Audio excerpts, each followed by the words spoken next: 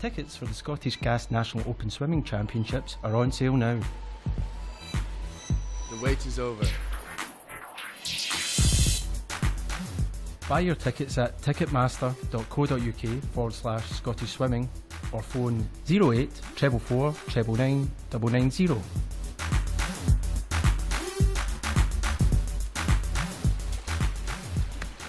Come down to the Tollcross International Swimming Centre to come see me and more than 700 other swimmers compete.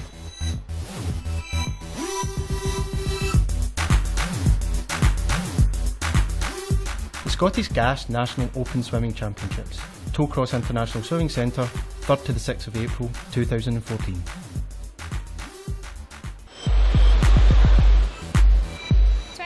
Was great, but I'm getting ready to make 2014 even better.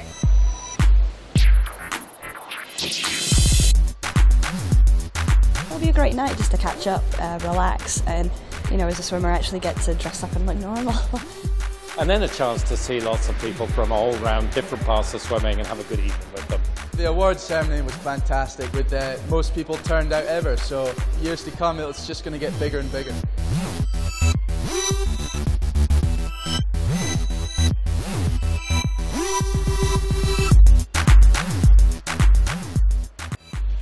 Finally, the wait is over.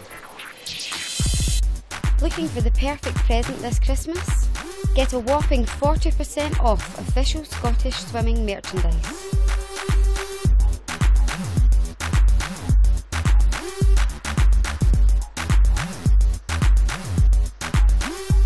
Simply go to shop.scottishswimming.com for a range of t-shirts, hoodies and vests.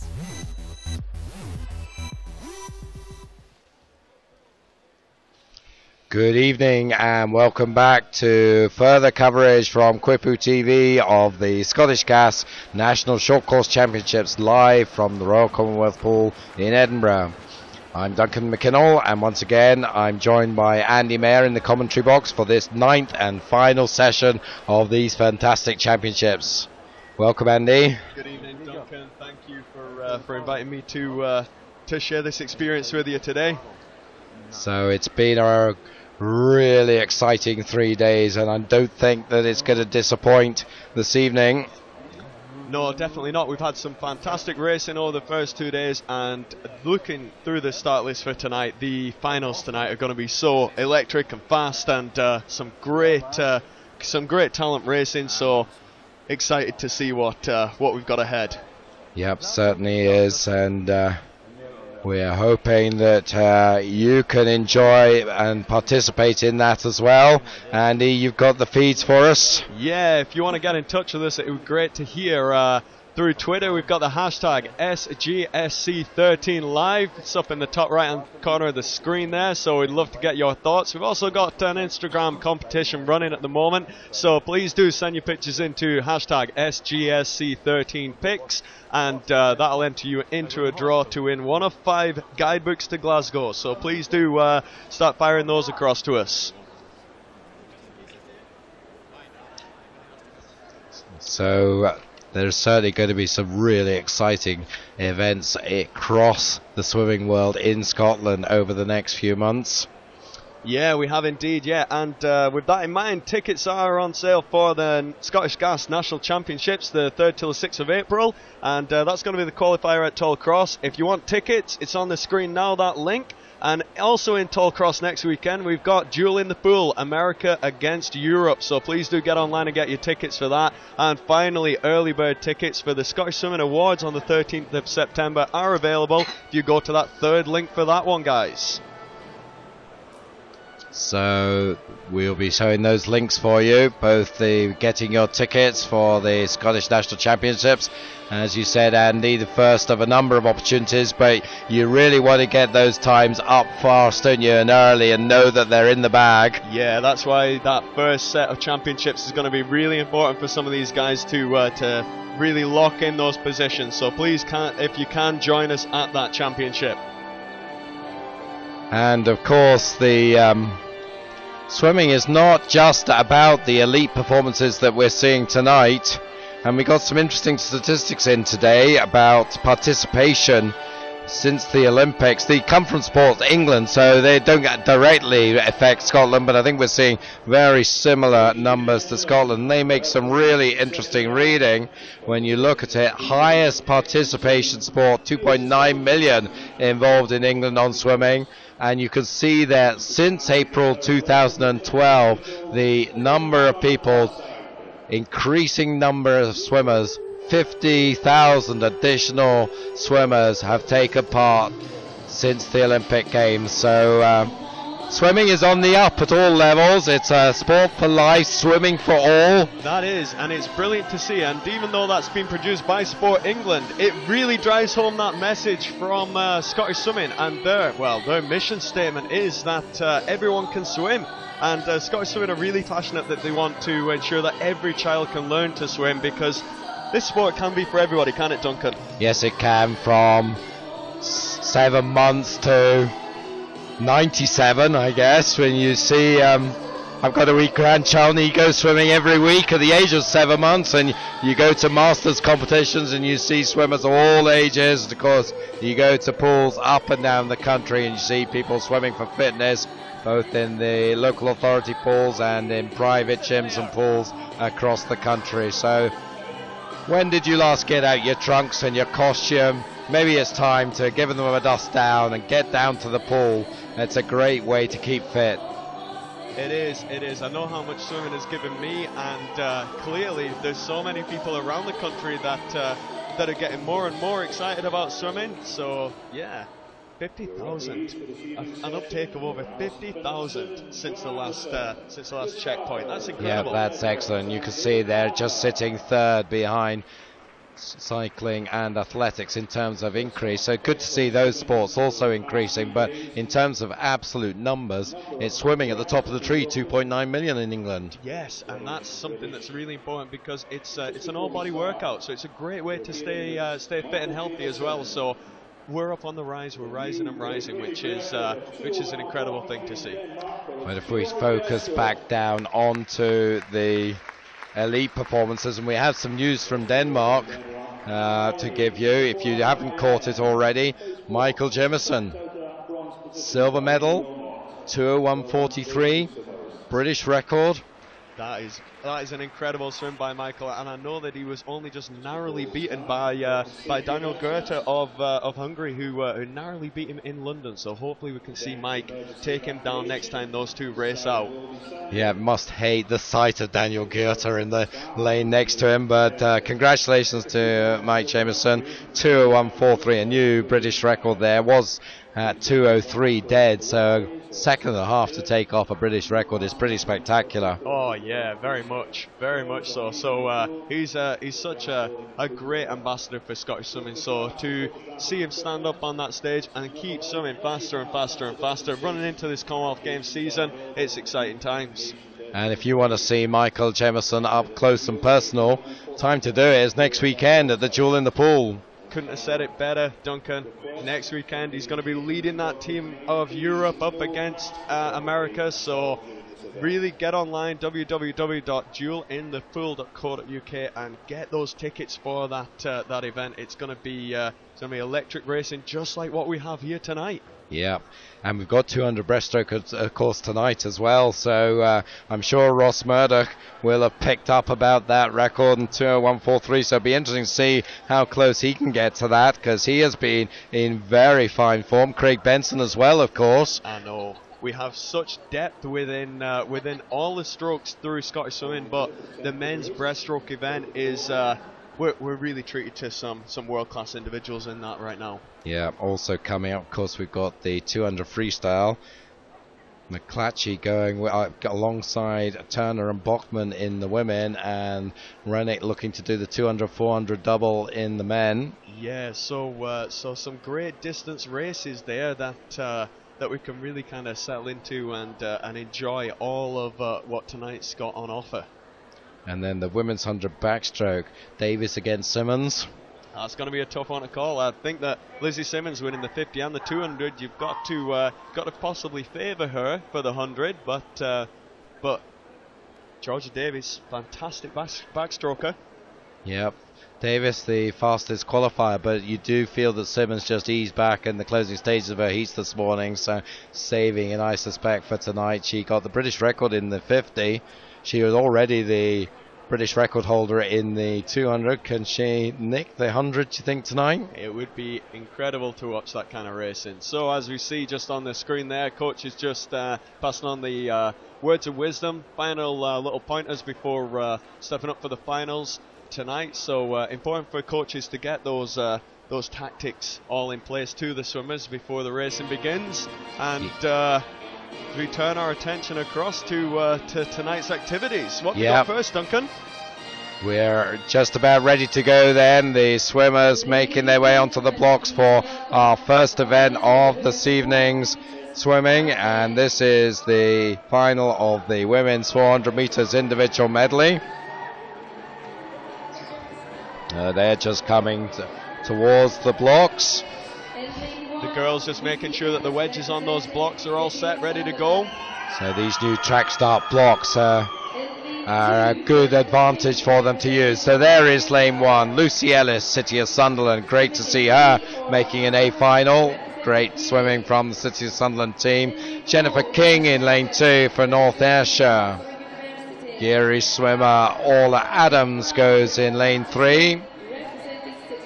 Elena Sheridan for Loughborough University in lane 4. In lane 5 is Camilla Hattersley of City of Glasgow. In lane 6 for Edinburgh University, Emily Jones. In lane 7, a second City of Sunderland swimmer, and it's Lucy Walton. And in lane 8, Warrender swimmer Rebecca Smith. So the times from the heats 4:44 up to 4:57, just a second and a half between Sheridan and Hattersley. So they're in the centre lanes. You'd expect it to be a battle between these two. Maybe Sheridan the favourite, but let's see how we go. So they're away. Girls safely into the pool there, and it's going to be hard to split them down this first length, as the centre lanes are where the action's all going on. On the touch, Sheridan looking to be leading so far on this here, Duncan.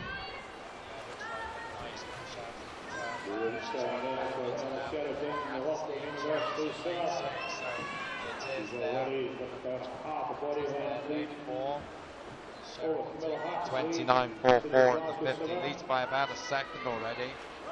Very close for second, Hattersley and Jones, and then really the other 5 swimmers all in a line behind them. But this is Sheridan, who is going up strongly to the 75 here, about 1.5 meters up now. Made that 2 meters coming out of the turn. Yeah, she's used those turns really well there. She's really stretching this lead, and it's a battle for second at the moment.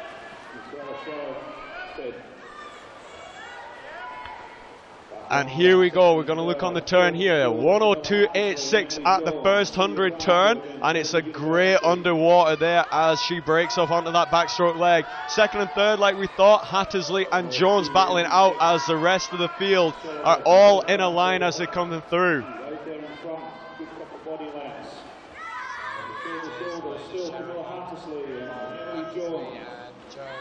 Neck and neck there, vying for second place, but Sheridan looking pretty healthy here. She's about 3-4 meters up now as they come to the 150.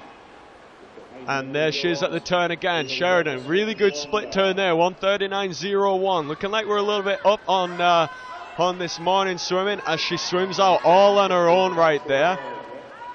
Keeping our eyes on lanes 5 and 6 as they continue to battle it out there. And Hattersley, just the better of that duo. They're really fighting it out for second place, but in the middle of the pool, Sheridan looking really good there. Looking really good there. Here we go at the halfway point. That's a really, really good back to breast flip. And a nice split too of 2:14.16 there, Duncan. Looking good. She's about 1.5 seconds faster than she was at the same stage in the heat, so she is going well here. And her lead of about 5 meters is looking pretty secure here. Hattersley and Jones is still battling out. Yeah, and Sheridan stretching forward each time. Can't really see any difference in the second and third swimmers cutting that lead down at the moment. We're going to keep an eye on the scoreboard here. At the moment, that difference is around about 4 seconds. We're going to keep an eye on it to see if that changes. But Sheridan just absolute masterclass at the moment here in this 400. Now moving up into second position is Emily Jones. So still very tight then. Second place, Emily Jones, just ahead of Hattersley then, lane 6 and 5, but it is Sheridan, lane 4, 3:34.26 at the 100, at 2.5 seconds up then on her time in the heat. Still very tight, just 3/10 between Jones and Hattersley, and they are battling for silver and bronze here, because Sheridan there is absolutely got this one, you would think, in the bag. Third place, fourth place rather, Ola Adams, but she's not going to get close to the battle for silver and bronze. That's where the real work is going on, Hattersley and Jones, as they come to the final 50 then. And Sheridan maybe being caught a little bit, but surely she'll not be caught there. There's about 2.8 here is the gap. Hattersley has about more than a body length now over Jones, so is that going to be the 1, 2, 3? Hattersley is making a bit of ground on Sheridan there, but coming down the last length, there's about 3 meters in it still, so it's looking good for Elena Sheridan here. She's about 3 meters up, coming towards the end there. Sheridan is going to bring it home despite a terrific effort from Camilla Hattersley. She really closed in on the freestyle there for Andy. 4:40.09 for Sheridan, 4:40.71 Hattersley. That was a sterling effort from Hattersley at the end there, but not quite enough. Great round up to that race in there, though, looking very strong all the way through that event as we wait for that to be confirmed on the summary. So just wait for confirmation of that result, and there they are. Elena Sheridan, 4:40.09 to take it. Camilla Hattersley, 4:40.71. Emily Jones, the bronze medalist, 4:45.10.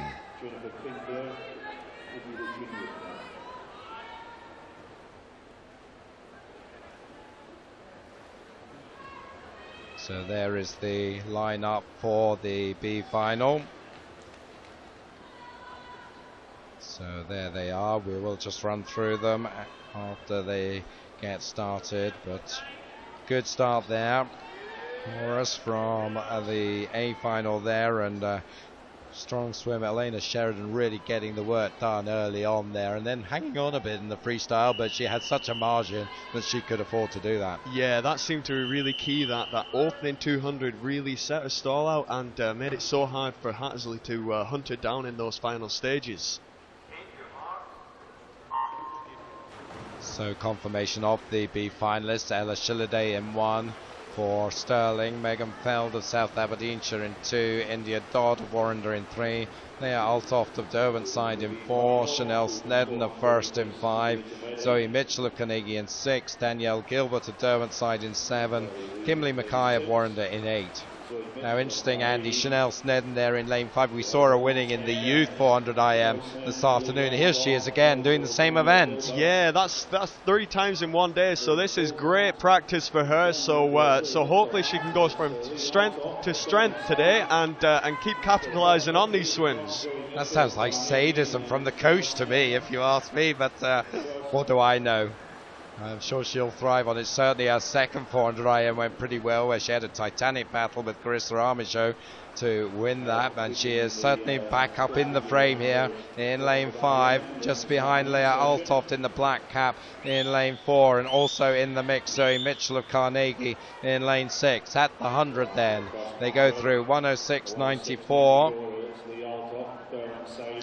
Yeah, it's a great opener there, and just having a quick look at the Twitter feed here, we've had Tame Bruce sending some pictures in and saying hey guys, and a big shout out to all the Carnegie swimmers. So great to hear from Tame Bruce. She's had a great weekend of racing so far, so thanks for getting in touch on that one. And if anybody else wants to get in touch with Instagram, get in touch on hashtag SGSC13pics. but back in the pool, and it's still Althoff from Snedden. But Snedden is very much in the hunt here. 1:45.26, plays 1:46.06 at the halfway point in the backstroke, and then about the same distance as between Althoff and Snedden. Back to Zoe Mitchell, and then over on the far side, Shilliday, Bell and God.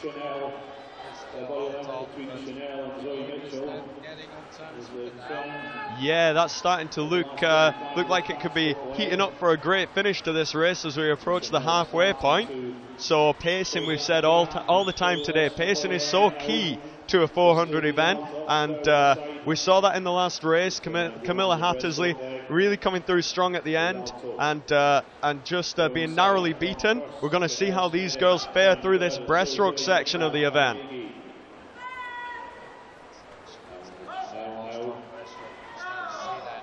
She's now starting to take the lead. She's gone head and shoulders past lead. So Chanel Snedden's made a good move here. She's about a metre up now on Althoff, and doing terrifically well in a third 400 IM here. This is superb stuff, showing absolutely no weakness. You'd think there'd be some tiredness at this stage, well into the race, but not at the moment as far as you can see. So into the second half of the breaststroke, still about a metre in it. She'll be trying to just increase that now. Let's see whether she can do that. Zoe Mitchell finally still got that third spot. She's starting to be challenged by Shilliday. Still so close on that wall there.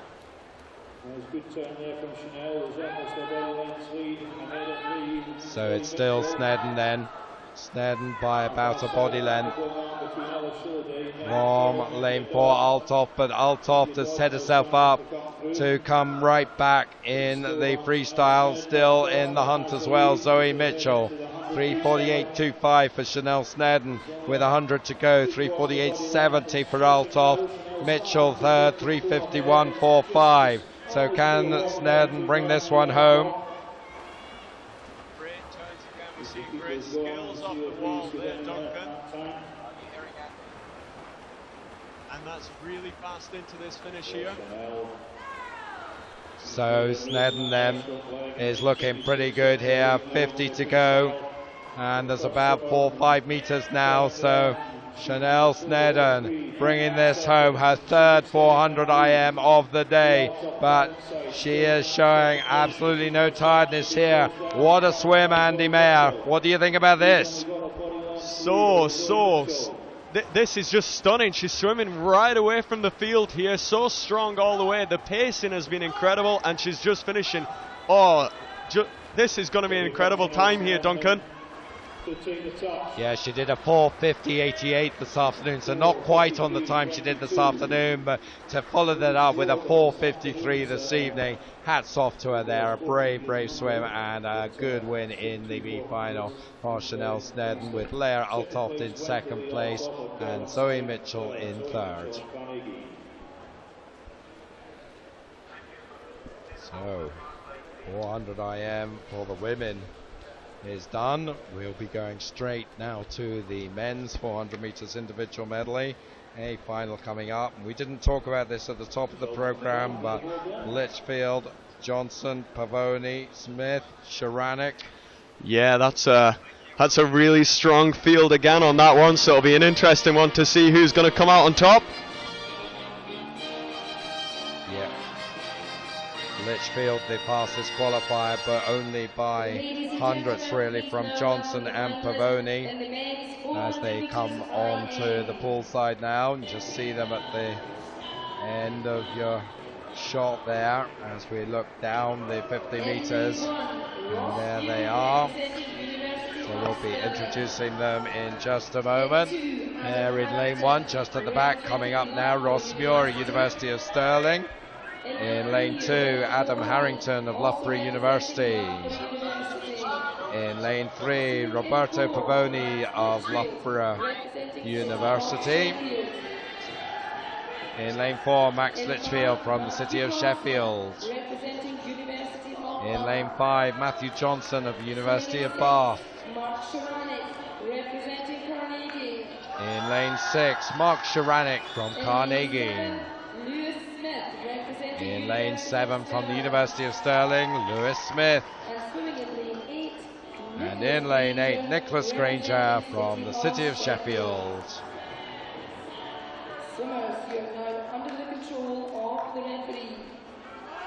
So, Andy, what do you think about this one? What are the prospects? Oh, this is going to be a tough one. I've got to try and see if Roberto Pavoni can come through on this one. Well, we'll find out in a moment. So off we go. So reminder, 4:13.96 Litchfield, 4:14.10 for Johnson. And it is Pavoni at this first turn here that's looking so strong. So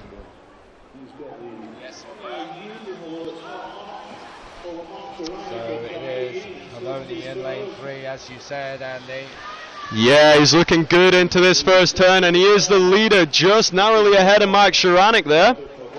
No surprise to see Sharanek how strong. He's very strong butterfly swimmer, so he will certainly be giving it a go. Give himself a good platform here. 3 or 4 swimmers just behind the leading pair though, Pavoni and Sharanek. Yeah, this is going to be tight all the way through this first opening 100, but those 2 butterfly specialists there looking very good in this opening part. Let's see as we go on to the backstroke if the centre lanes can get back on terms. About a second faster than his heat split, Pavoni there, and a lovely transition into the backstroke there, and suddenly he's more than a body length up, with just emerging into second now. It's the Bath swimmer Matthew Johnston ahead of the swimmers either side of him, Litchfield, Sharanek. Also, don't discount Lewis Smith there, he's up there, and lane 2 Harrington as well. 5 of them in a line there, but Pavoni is just slipping away from them. Yeah, it seems that way. Pavoni's just showing that class that took him to the Olympic Games right now. As the rest of the field turn for second place, it's Matthew Johnston who's leading that charge at the moment. But keep your eye on Litchfield as we go through the backstroke and onto the breaststroke. Yep, so still no quarter given in that 5-way contest for silver and bronze, as Pavoni with about 4 meters up his sleeve as they approach the halfway point. He went through this in the heats in 2:00, so 2 seconds faster than that there, 1:57.95. Still can't really call it for second. Yeah, I think that this is going to be a real telling point now as we go through this breaststroke piece of work here, as Johnston's looking strong in lane 5 at the moment. Yep, Johnson has just got maybe a meter on Litchfield in lane 4 and Sharanek in lane 6. Lewis Smith still very much there, as is Harrington. So really it's still those 5, and actually Ross Muir coming up well on the far side as well, but still Pavoni, nobody really challenging him at the moment. He's still got about 3 meters there over lane 5, Matthew Johnston. Yeah, it looks like Pavoni's really made a good break for it in the opening half, and the other boys really struggling to get back on terms with him here. Matthew Johnston, a very strong freestyler, so we're going to look to him on the final 100, but now it's becoming a battle for 3rd place.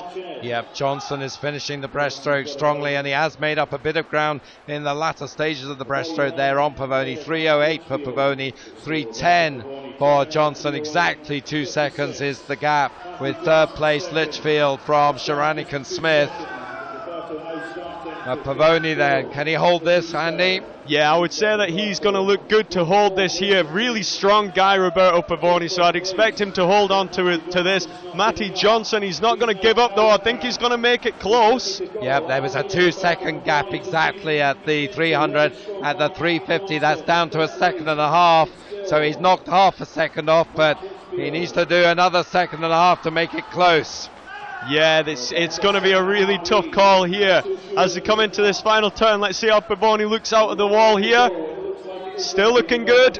Yeah, he's got 3 meters in hand there, so Johnston, I think, is going to have to settle for silver here. It's looking like Litchfield for the bronze here, but coming in, Pavoni, what a swim from him, 4:06.02, came into this heat this meet with a 4:08, so 2 seconds inside that. Has to be happy with that as a result. Second place Johnson, 4:07.46. Litchfield showing his third. Their top Scot will be Sharanek. He'll be happy to take a Lewis Smith skull. Yeah, very much, and it was in that second half there. And there's the summary for you. Pavoni, 4:06.02, takes it.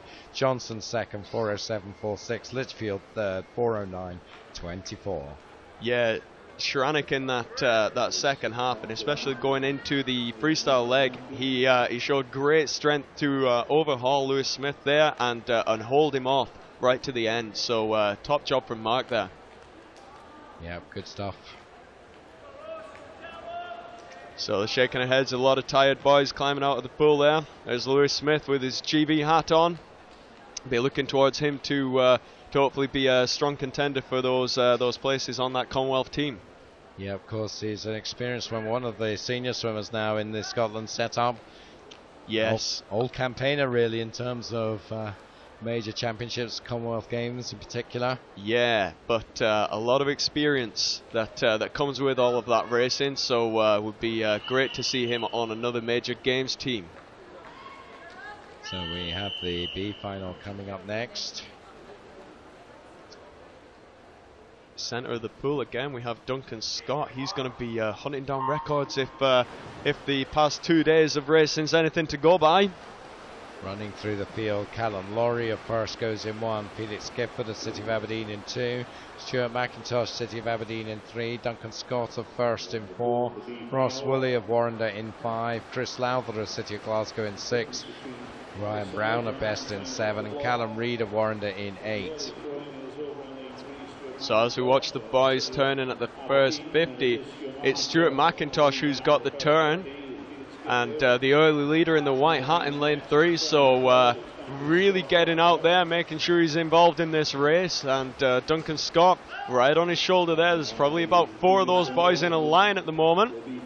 So as we go through this butterfly, it's going to be a tight race. Yeah, it certainly looks that way. McIntosh, Scott and Woolley, 3, 4 and 5. Also lane 2, Felix Gifford up there. So let's see who gets the touch. I think it'll be Scott.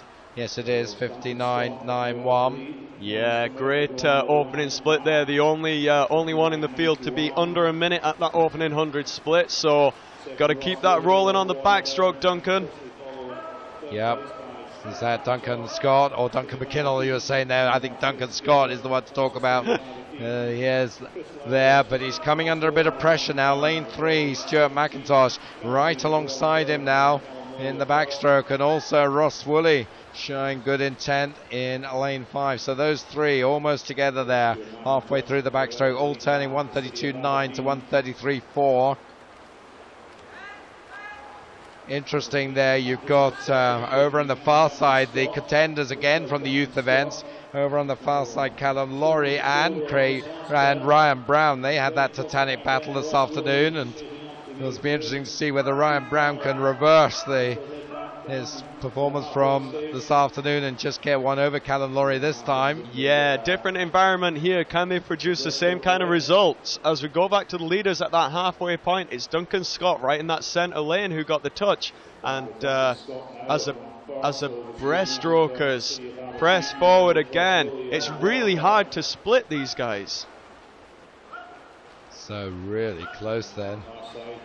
Still in the breaststroke. So call a winner from here, and it's a tight one to call. It is. Scott's looking very good in the centre lane, but the charge now from Ross Woolley as well is putting himself right in the mix. Duncan Scott then less than 2/10 from Woolley, and then McIntosh just a little bit back on that, but still the 3 of them within a metre of each other, and you can see there a lovely shot of them coming down towards the last breaststroke turn. And coming out of that turn and emerging pretty much in a line there. Yeah, it's like synchronized swimming here. They're swimming in unison. This is going to be head-to-head all-out war on this last 100 metres here, Duncan. War at the Commonwealth Pool. So it is Scott and Woolley just with the edge on McIntosh. And McIntosh maybe just losing a little bit in that turn and gaining something is Duncan Scott. Suddenly he's opened up maybe a metre on Woolley. So he is the one to watch here. Oh, he's making a break for it now, and this is racing at its best. Taking your moment in time to make that break and making it stick, and that's what he's trying to do right now. Ross Woolley trying to get on terms with him. But again in the turns, it's where Duncan seems to score there. Just doubling his lead pretty much in that turn. Still anyone's race for second, McIntosh and Woolley, but I don't think they're going to touch Duncan Scott now. He's got this one. Oh, he's just powering for home now, and that's a great sight to see. The junior record 4:17, so that just slips by, but a good swim there. 4:20.03 for Duncan Scott. That is. And good applause coming from the crowds, appreciating an excellent swim from the junior. Yet another junior medal for Duncan Scott. Second place. Looks like it was McIntosh just coming over Woolley at the end there, so that was a good comeback from him. That's confirmed there.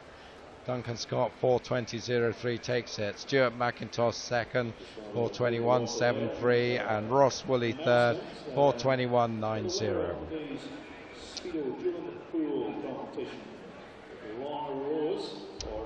So racing galore over those 400s there, and that's been great. We've been treated to some excellent 400 races as we look up towards possible presentations getting ready to be delivered, and the racing really just confirming that this is Super Sunday here at the Royal Commonwealth Pool, and the scene is set for even more fast racing. Just as we look down after the presentations, we're looking towards some electric 50s racing there, Duncan, and that's going to be a real treat. Ladies and gentlemen, please welcome the medalists. So we've got our first presentation coming up, and that is the women's 400 metres individual medley, and they are coming to the podium now. Presenting the medals to these ladies, we have Roberto Pavoni, who's the lead director. And it's the meet director making these presentations, the lady that makes everything happen here at these events in Scotland, Margaret Rioch, and she gives the bronze medal to Emily Jones of Edinburgh University. Camilla Hattersley takes the silver medal, and the gold medal Elena Sheridan of Loughborough University. The Scottish national champion. Top Scot Camilla Hattersley, so she picks up a gold for that.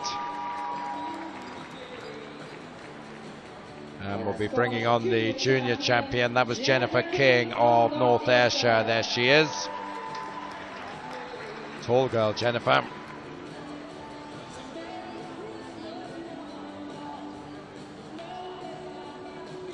So there they are, Bonnie Bunch. Big smiles from a good night of racing there. Yeah. Men's 400 metres individual medley will be next to receive the presentations. As the screen just looks up to the top of the pool there as well. Welcome the medalists in the men's 400 meters. So the men's 400 IM presentation party on their way up. You see them coming up there, and there they go onto the scoreboard. And the Sheffield swimmer, the bronze medalist, Max Litchfield. We know who he is. He's got Max on his shirt, so that gives us a clue. Silver medalist is Bath University's Matthew Johnson. Really was strong in the tail end there in the 100 freestyle, but had too much to do in the end. So it's Pavoni with a very strong time, 4:06.02 to take that one. Really good effort there. The Scottish champion Mark Sharanek comes up onto the podium. A little wry shrug of the shoulders and smile from him. He should be happy. And there's the junior champion. He's not had long since he got out of the pool. And a very strong swim from him in that B final, winning that, Duncan Scott. Taking pride of place there in front of the others. Yeah, get back, says Pavoni. I'm the winner of this one. And I think that just in a little while we might just be talking to Roberto Pavoni, but it looks like he'll have plenty to talk about there, and looks in fine fettle. Yeah, very much so. All smiles from the guys there on that podium. So yeah, great end to that 400 IM, and moment of calm just before these 50s, just as we look down to that warm up and swim down pool, and all those swimmers getting themselves prepared for their respective events and finals tonight, and some of the guys in the relays later on may be just turning up ready to be a part of tonight's activities. So Kirsten Phillips will be talking to Roberto, so let's hand over and see what he has to say. Kirsten. Roberto Pavoni, congratulations. You established your lead quickly in that race. Talk us through it. My plan was just to work on the back and breaststroke today, get a good middle part of the race. I think I haven't seen my splits yet, but I think I managed that quite well. Now, Matthew Johnson was eating away at that lead pretty rapidly towards the end. Are you aware of that? Yeah, I could see him there. He had a really good race today. Congratulations to him and all the others. But no, I was watching and I was keeping to my game plan and working hard on the back end of the race. And in terms of short course, what does that actually give you in terms of your race plan? Sorry? The short course events such as this, what does it do in terms of swimming, your tactics? Well, for me as a short swimmer, I find it difficult to gain any time on the turns against some of the big swimmers internationally. So doing short course meets helps me work on my turns, and obviously you've got double the amount. So that's what I've been doing a lot of short course meets for. It certainly worked for you tonight. Ladies and gentlemen, your Scottish Gas Open champion is Roberto Pavoni. Thank you. So there's a common theme, I think, coming through from these Loughborough guys and the Bath guys about, really wanting to work their turn techniques in these short course meets. Yeah, and he really utilised the walls all the way through his race there, and interesting to hear him say that he was aware of Matty Johnson making that move up on him and just hold him at bay right the way to the finish there. So what an experienced racer we had there. Yeah, look, and completely unfazed by that challenge that was coming in. I think he was working a wee bit harder than he suggested. What a great poker face. Yeah, and that's as it should be. So we move on then to the women's 50 metres butterfly. The A final coming onto the blocks for that one. So this one will be very different, really fast stuff. So introducing the athletes in lane 1 from University Stirling, Eloise Barber. In lane 2 from East Lothian, Raquel Matos. In lane 3, Loughborough University's Rachel Kelly. In 4, also Loughborough University, Amy Smith, the fastest qualifier. In 5, the Scottish champion and record holder, University of Stirling, Sian Harkin. In lane 6 from Loughborough University, Emma Wilkins. In lane 7 from First, Julie Hunter. And in lane 8 from University of Stirling, Lauren Averill.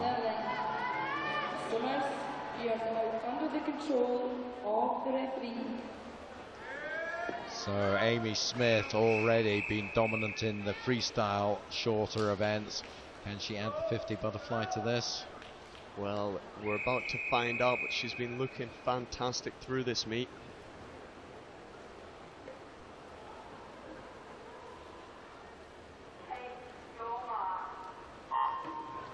So off they go then. And Smith is in 4. That's a great start there by Amy Smith. So it is lane 4, Smith first to turn there. It's It's looking like she's going to be strong all the way through. Emma Wilkins going well as well in lane 6, so the black hats to watch, but Amy Smith all the way to the finish here. 25.84 there, 2/10 inside her time. There, second place looks to have been Wilkins, a tie in fact for second with Rachel Kelly, 26.49. Let's see if that's confirmed. And 26.61 the time for Sian Harkin. She'll be top Scot there. So the Loughborough swimmers a gold and joint silver, it looks like. We'll wait for confirmation of that, and that's the way it's looking. Yeah, if that's right, then that's been a great day at the office for that team. And there is confirmation there. So Amy Smith 25.84 and second against both Rachel Kelly and Emma Wilkins' names. 26.49 for the two of them. So joint silver medalist. Harkin fourth place, the top Scot, just ahead of Raquel Matos.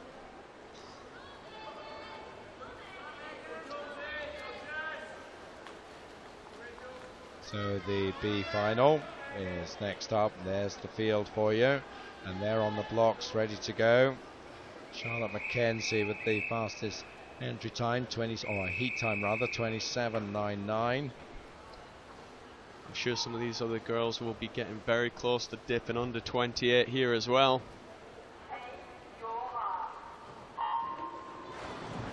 So away they go.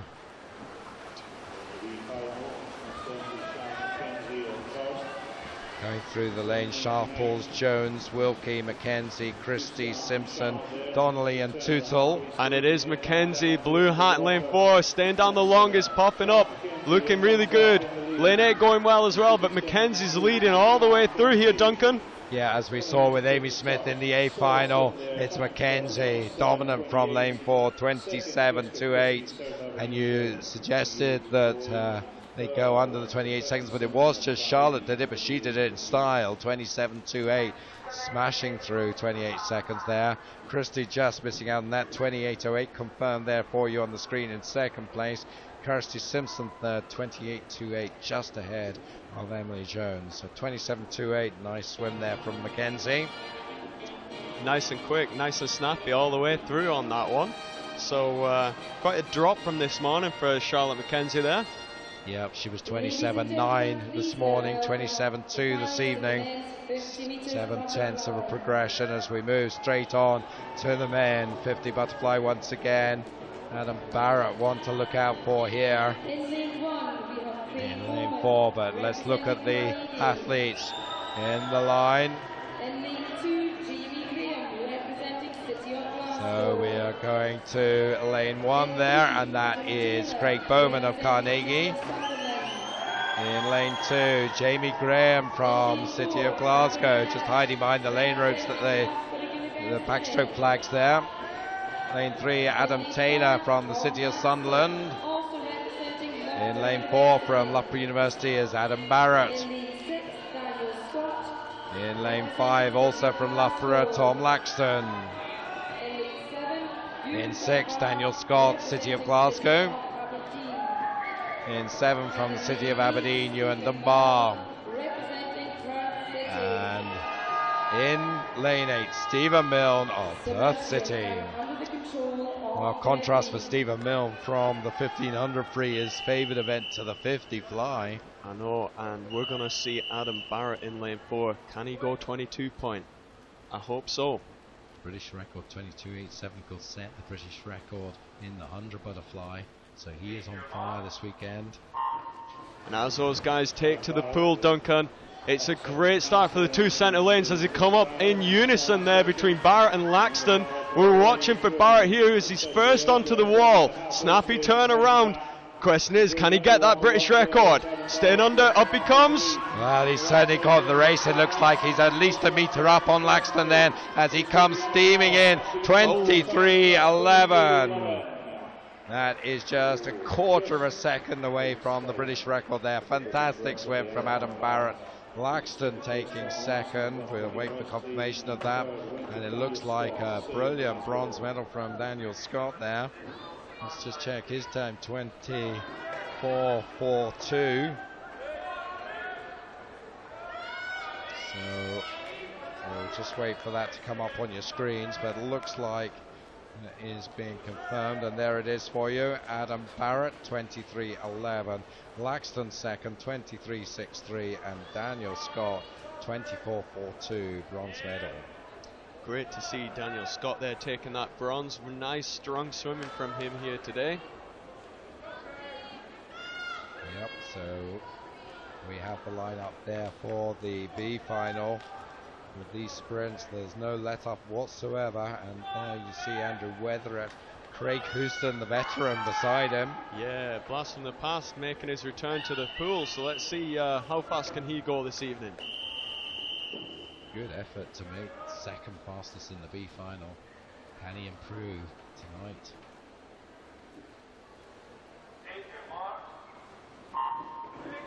So 25.1 up to 25.6 their heat times. Expect them to improve on that. And it is the centre of the pool that we watch for as lane 4, Weatheritt, the leader at the turn. Very tight again here, but great underwater from Weatheritt. Nice long stroke. Lane 6 also going well. It did seem to be the turn that did it for Weatheritt there, and I think he's just doing enough to take it as a result of that. Once again, we got a tie for second. So Craig Houston, along with Eamon Rivers, swimming for Perth City, also down in the Bath program. So I think that will be confirmed as a joint second. Of course, no medals for the B final.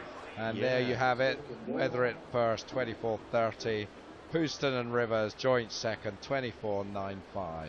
That time, I'll just have to have a look at that Weatheritt time, but that's got to have been challenging for medals. If he'd been swimming in the A final, that might have earned him a bronze in that A final. We'd like to have a look at that one. Yeah, that's interesting stuff there. We are going to presentations now, starting with the women. They're just preparing for that now. So not quite records there, but pretty storming swim there from Adam Barrett.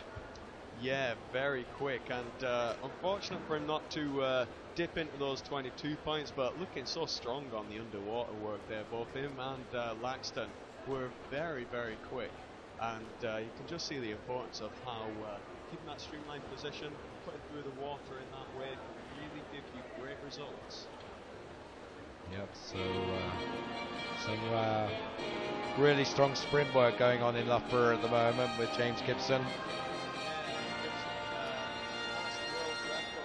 Ladies and gentlemen, please welcome the medalists in the women's 50 metres butterfly. We move to the presentation now for the women's 50 butterfly. They're just coming up to the podium. Here they are. Amy looks highly pleased, and you see nobody on the third podium because we had a tie for the silver medal, and it's Rachel Kelly and Emma Wilkins, the two Loughborough swimmers. In taking the silver medals, silver equal to summer sailing silver, we have Rachel Kelly representing Loughborough University, and right beside her on the podium, her teammates Emma Wilkins, also from Loughborough University. So there's very much a Loughborough feel to this podium as the gold medalist takes her medal, Amy Smith.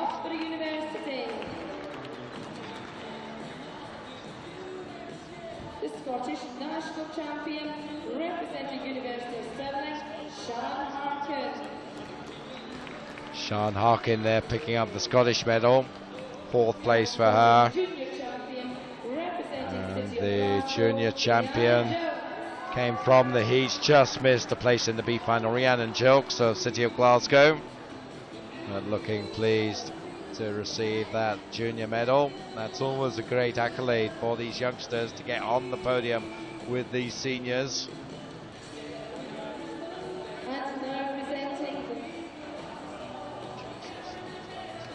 Representing the medalists in the men's 50 metres butterfly. So next up we have the presentation for the men's 50 butterfly.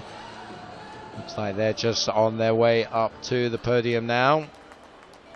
Just a lot of consultations there. We just saw Daniel's coach there. And it's Daniel Scott who is picking up the bronze medal, the City of Glasgow swimmer. And there's Graham Wardell, his coach, looking very laid back. Silver medalist. There's Tom Laxton, Loughborough.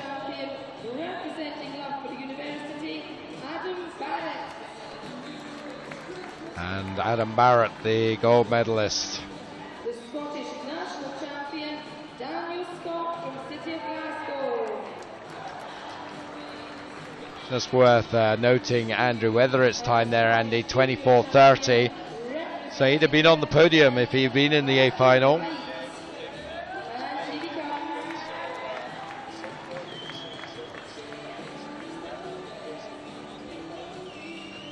And there is the junior champion, and that's Alistair Wright of Derwentsside. So that will make the Derwentsside guys happy. And I think we might be catching up with Adam Barrett in a moment. We'll give him a moment to get set up. So the Loughborough swimmer, 100.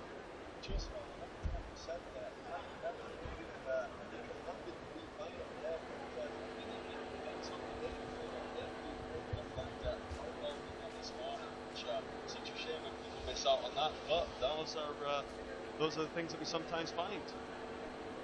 That's a little harsh if he'd woken up there. I don't know. He might have words with you if he hears back on that. Sure, he was awake really this morning. But anyway, the point is well made though. If you're not there, you can't get the medal. So over to Kirsten Phillips, and she's going to be talking to our gold medalist, Adam Barrett. Congratulations again. Thank you. Already broken British record here. What sort of goals do you set ahead of a short course season? Don't really set like times exactly, just swim as fast as you can, to be honest. And this weekend's gone better than I could have expected really. I was in pretty good form coming in, so with the results I've got, I'm pretty happy. Now 50 metres events are won and lost on the tightest of margins. What sort of things are you doing to get you the touch? Really, you just got to hit your key skills like your breakout and your turn, and make sure they're all perfect going into a 50 metre, because you can't really afford to mess anything up. Well, you've had a cracking meet. Congratulations again. Ladies and gentlemen, your Scottish Gas Open champion is Adam Barrett.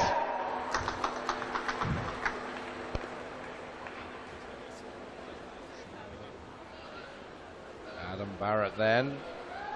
Just when he's saying no real targets for the short course season, but I guess he's looking at the season as a whole, not dividing it up into short and long course. Yeah, and I think that it's probably more important for him to really focus on getting the details right. If he gets those details right, then in the 200 metres freestyle for the women. So I think we're getting a few microphone problems here, so I do apologise about that. But meanwhile, we're bringing on the finalists for the women's 200 metres freestyle, our next final. So this one will be a good one, I would think. And we'll be just about ready to introduce them to you. In lane 1, we have from Edinburgh University, Sian Morgan. In lane 2, from City of Sheffield, Eleanor Faulkner. In lane 3, from University of Bath, Anne Bockman.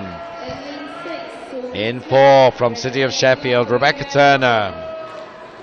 In lane 5, representing Edinburgh University, Caitlin McClatchy. In lane 6, from Loughborough University, Sophie Smith.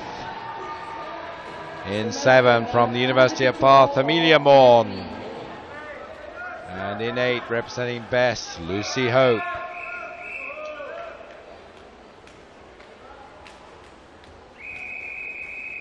So expecting a pretty tough, tight battle here. Turner, McClatchy, Bockman, maybe Faulkner as well.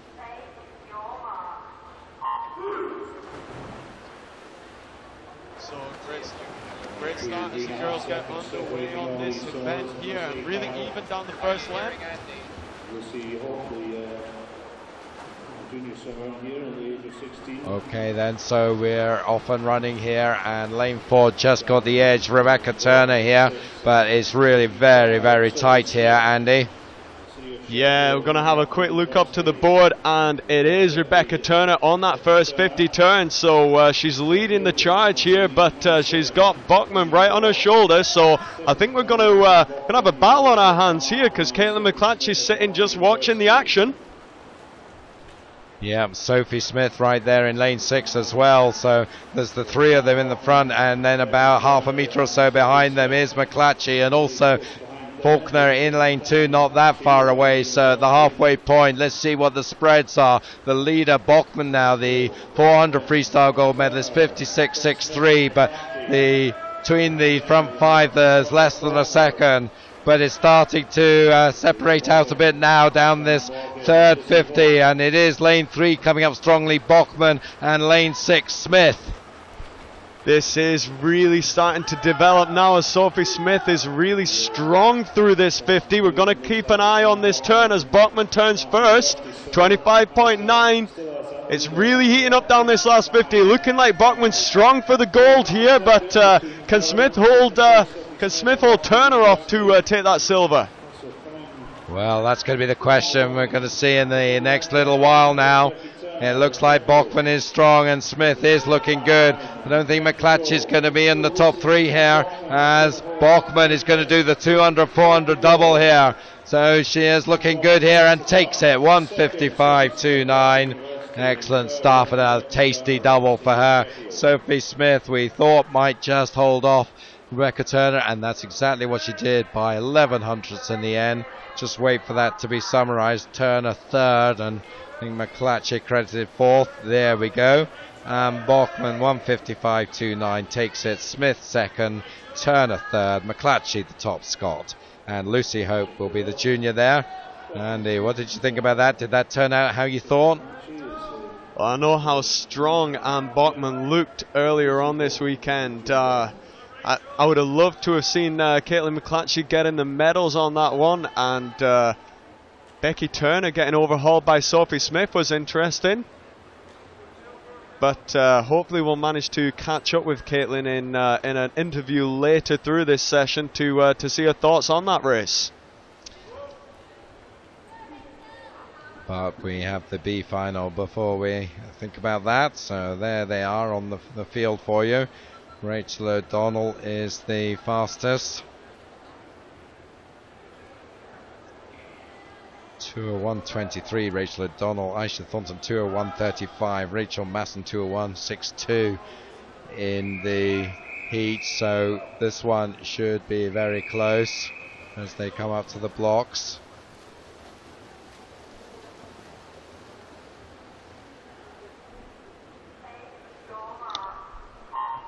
A run through the field. Rebecca Murray of first in 1, Raquel Matos of East Lothian in 2, Rachel Masson, South Aberdeenshire in 3, Rachel O'Donnell of Carnegie in 4, Aisha Thornton of Loughborough in 5, Hayley Menteith, Edinburgh University in 6, Camilla Hattersley, City of Glasgow in 7, and Gillian Clark for East Lothian in 8.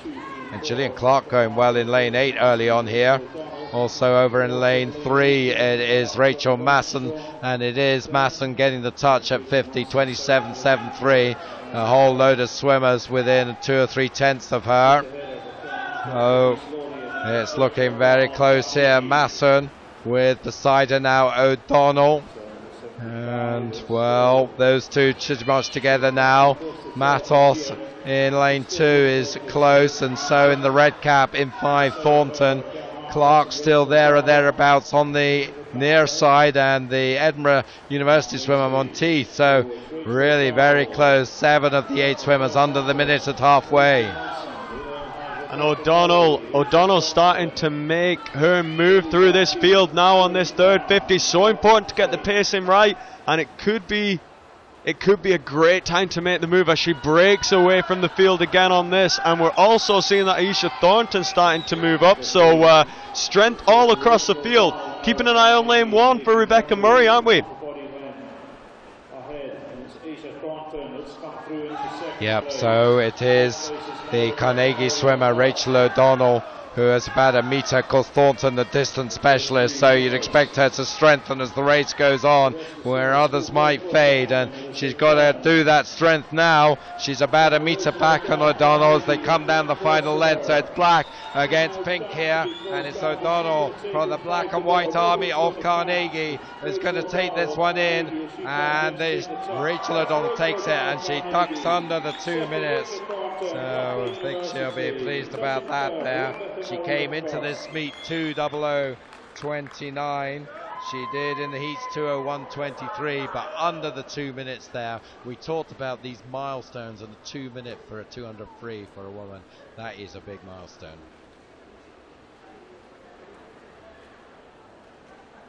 So the official result there, Rachel O'Donnell 1:59.66, Aisha Thornton second 2:00:54, Rebecca Murray third 2:01:17.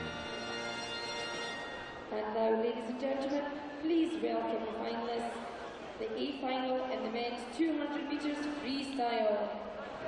And we're straight on to the men's 200 freestyle.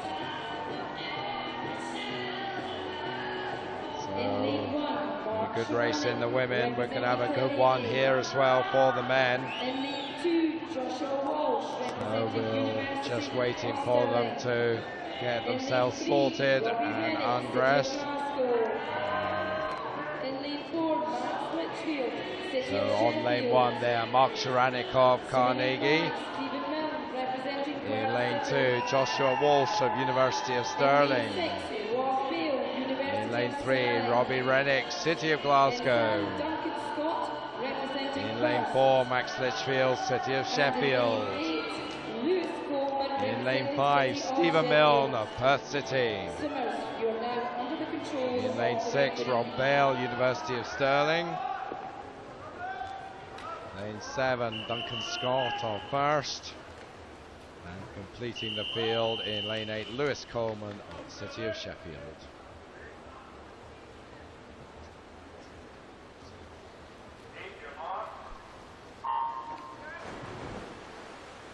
So away they go.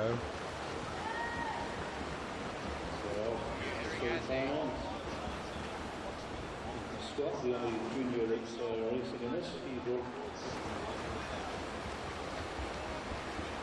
record this morning. So we saw Anne Bachman doing the 200-400 double. Robbie Rennick, I'm sure, in his home country would like to do the same. He looks to have the edge. Well, only second there behind Sharanik at that turn, and Sharanik still just has the edge, so the action, maybe slightly surprisingly, all focused there on the far side. Sharanik, Walsh and Rennick. So, Sharanik from Walsh and Rennick, those three swimmers. Litchfield is coming up there as well. He's in fourth place just behind those trio on the far side. It's Walsh just getting the touch there. Nice turn from Sharanik though, and Rennick starting to move up now. So it's Rennick starting to make his move in this third 50. Litchfield's trying to go with him in lane 4. Still these 4 on the far side. Sharanik's holding on well as well though, but it looks like Rennick easing into the lead. It looks like it's Robbie Rennick dropping it here now. It is Robbie Rennick now that has the lead at 1:19.22. Second, Joshua Wall from University of Stirling. Third place, it's Max Litchfield. Just like an outboard motor there, and in that length he just took it to the field there, and he's continuing to do that as he works his way back down the pool. He's showing tremendous power there. This is not close. This is an emphatic victory for Rennick. 1:45.78. Impressive stuff there from the man from the City of Glasgow. Joshua Walsh taking second, and Mark Sharanik, you would think, will be delighted with the bronze medal out of lane 1 there. Just 700ths behind Walsh there. So summarising that, Rennick 1:45.78, Walsh second 1:47.04, just 300ths in it for third, but it's Sharanik who gets the bronze medal, 1:47.11.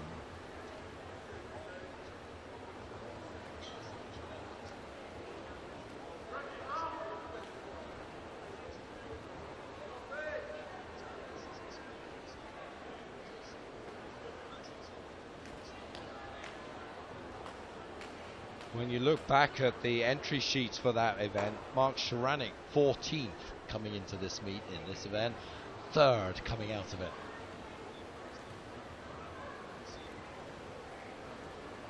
So good stuff there as we move on to the B final. Of course, the 200s are very important this year with the 4x200 relays. Scotland with such a proud tradition in this one, so some of the guys here will fancy their chances for a shot at a place on that relay berth.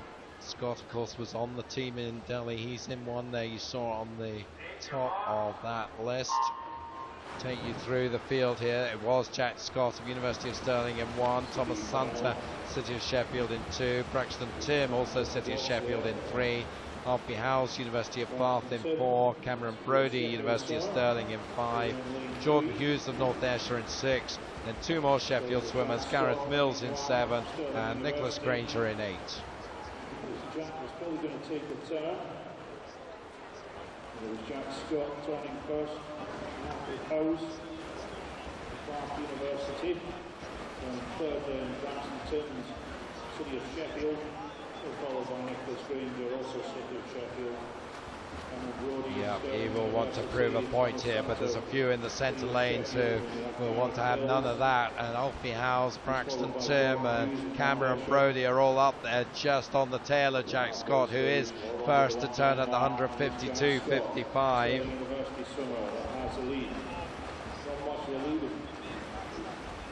Three-tenths of a second of the lead over Alfie Howes, Bath University. But it's still Jack Scott.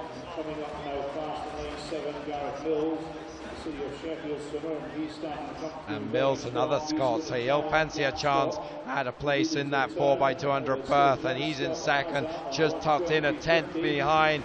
Jack Scott is continuing to lead it, so it's a lonely place out there in lane 1, but Jack Scott is working really hard here. Can he bring it home now? He's going to have a challenge in. Cameron Brodie coming in, so 3 Scots challenge for this one. Jack Scott in 1, Cameron Brodie in 5, Gareth Mills in 7. Who's going to get it there? This is going to be very close. Cameron Brodie. Yeah. 200ths of a second separating Brodie and Mills. Jack Scott led pretty much throughout, but ends up in 3rd place. We'll get confirmation of that in a moment. There it is. Brodie then 148.41. Mills 148.43. Scott 3rd. 148.61. That's a great final, that one.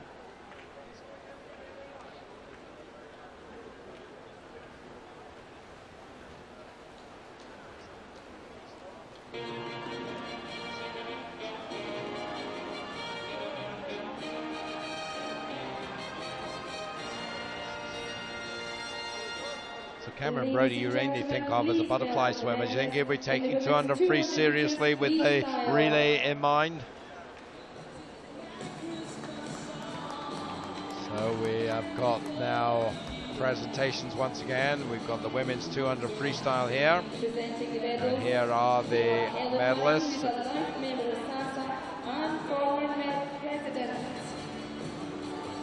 Stalwart of Edinburgh and East District Swimming, Helen Murray making the presentations here, and Becky Turner of City of Sheffield picking up the bronze medal. Loughborough's Sophie Smith gets the silver. And a nice 200, 400 double. Anne Bockman, University of Bath. The Scottish national champion representing. She looks pretty happy with that. Caitlin McClatchy getting the gold. That's not Caitlin. So one of her teammates picking up Caitlin's Scottish medal. And the border swimmer Lucy Owen, that's not Lucy either, that's Ryan Brown. So people having to put in stand-in duties here. No doubt there are swimmers up at the podium. Ryan looks a wee bit embarrassed to be up there with the girls, but well, why not? Here's your chance, Ryan. Get some phone numbers. You never know your luck. Now men's 200 freestyle presentation coming up next. See some of the athlete area there. We've got some of the 5 swimmers up there in that orange and white at the top there. And a number of others there, all looking fairly laid back. Gary Patterson there with the notebook out. And there are the medalists for the men. Bronze medalist on the right hand side there, Carnegie's Mark Sharanek.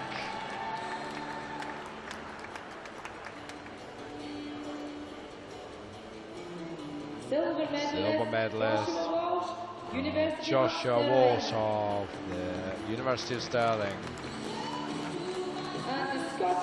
So nice to see 3 medalists coming out of Scottish programs here. And once also doing the double is the 2 and the 4. It's City of Glasgow's Robbie Rennick. And the junior champion, not for the first time, probably not for the last time. It's first swimmer Duncan Scott.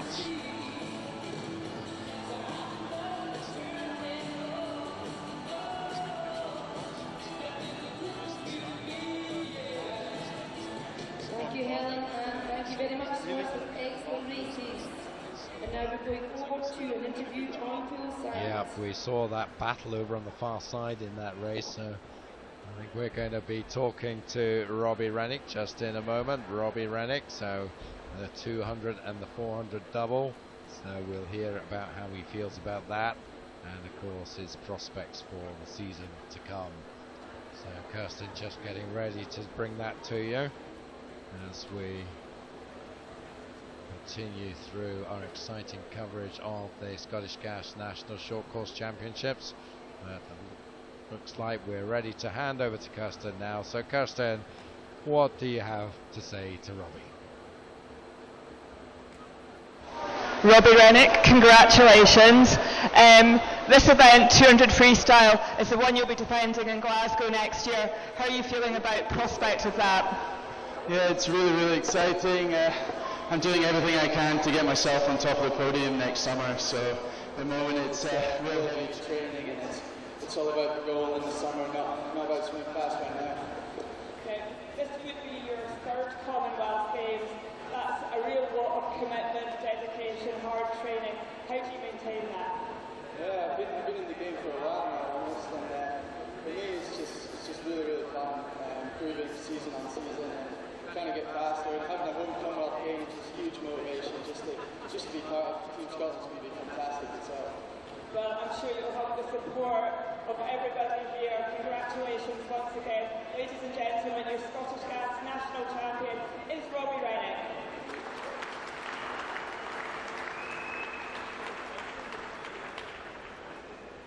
Really, for your home pool, your training pool to be the venue for the Commonwealth Games, that must give him some advantage, would you think? Oh yeah, I think having that and the city behind him must be an incredible feeling, ready to run into these games, and it must just be such a great hype that's surrounding that pool right now. So yeah, I bet that he's just he's eating that up at the moment.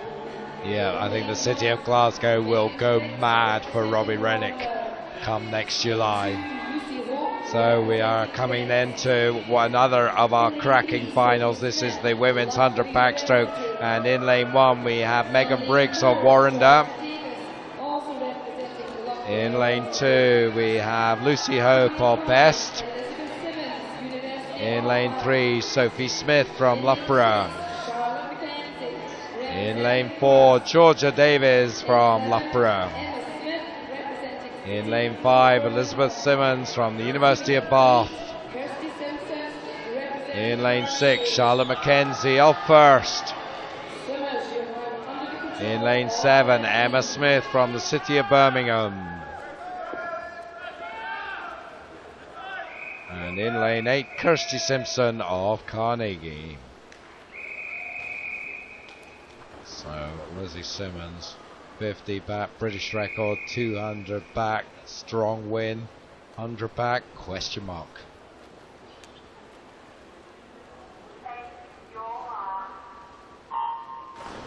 And off the girls go on this one. Duncan, oh, incredible underwater like we've seen all weekend from Lizzie Simmons. Up, bang on that 15 metres. She's really commanding the start. Yeah, that was about a metre she took out of Georgia Davis from that start. Here she goes again out of the turn. Oh, it's just emphatic to watch her. She really opens up a slight lead over Georgia Davis. Georgia Davis not entirely out of this right now.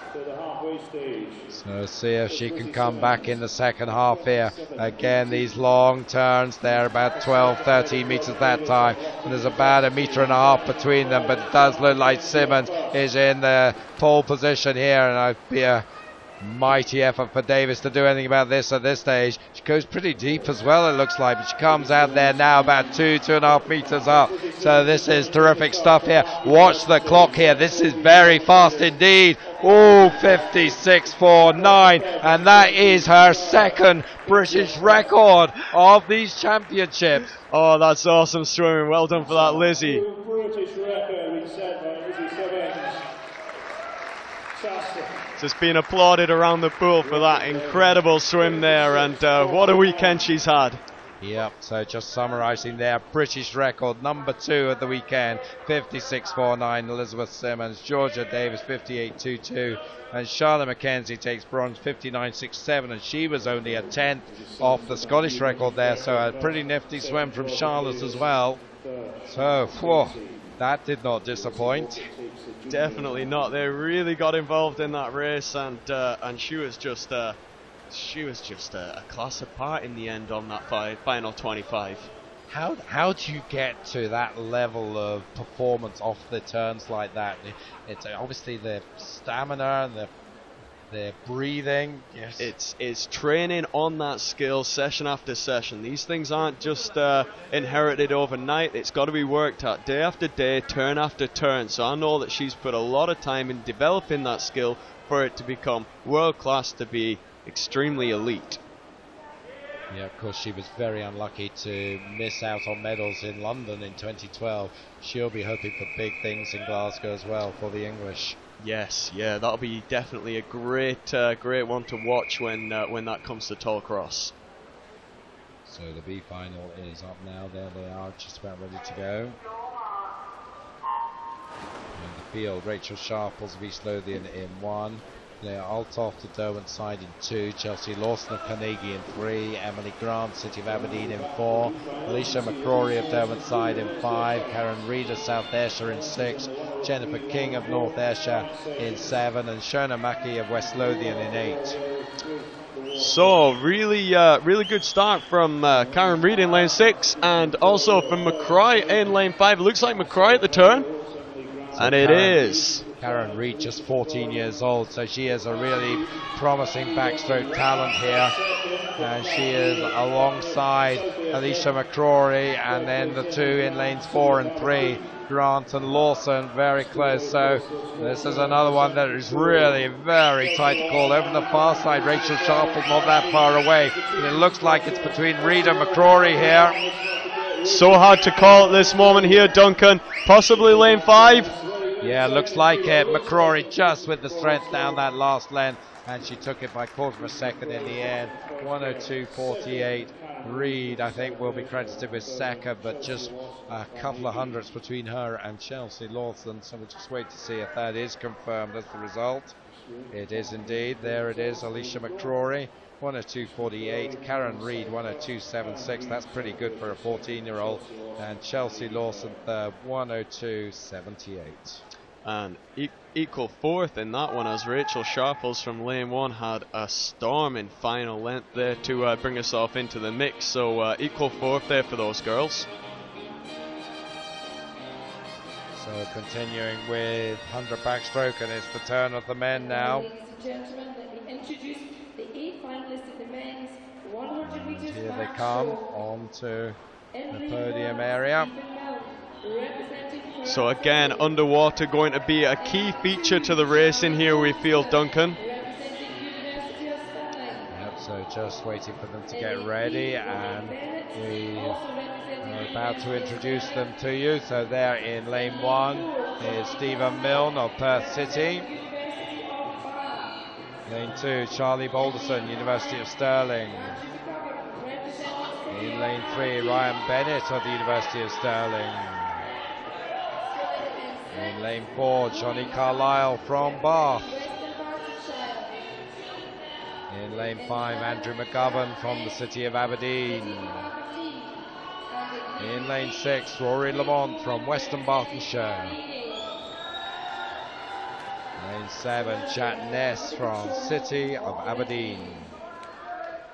And lane 8, Craig Bowman of Carnegie. He is there, Honesty's there, behind that gentleman in blue, one of our officials. There you can see him now, so just proof that he is there. Bowman on his cap.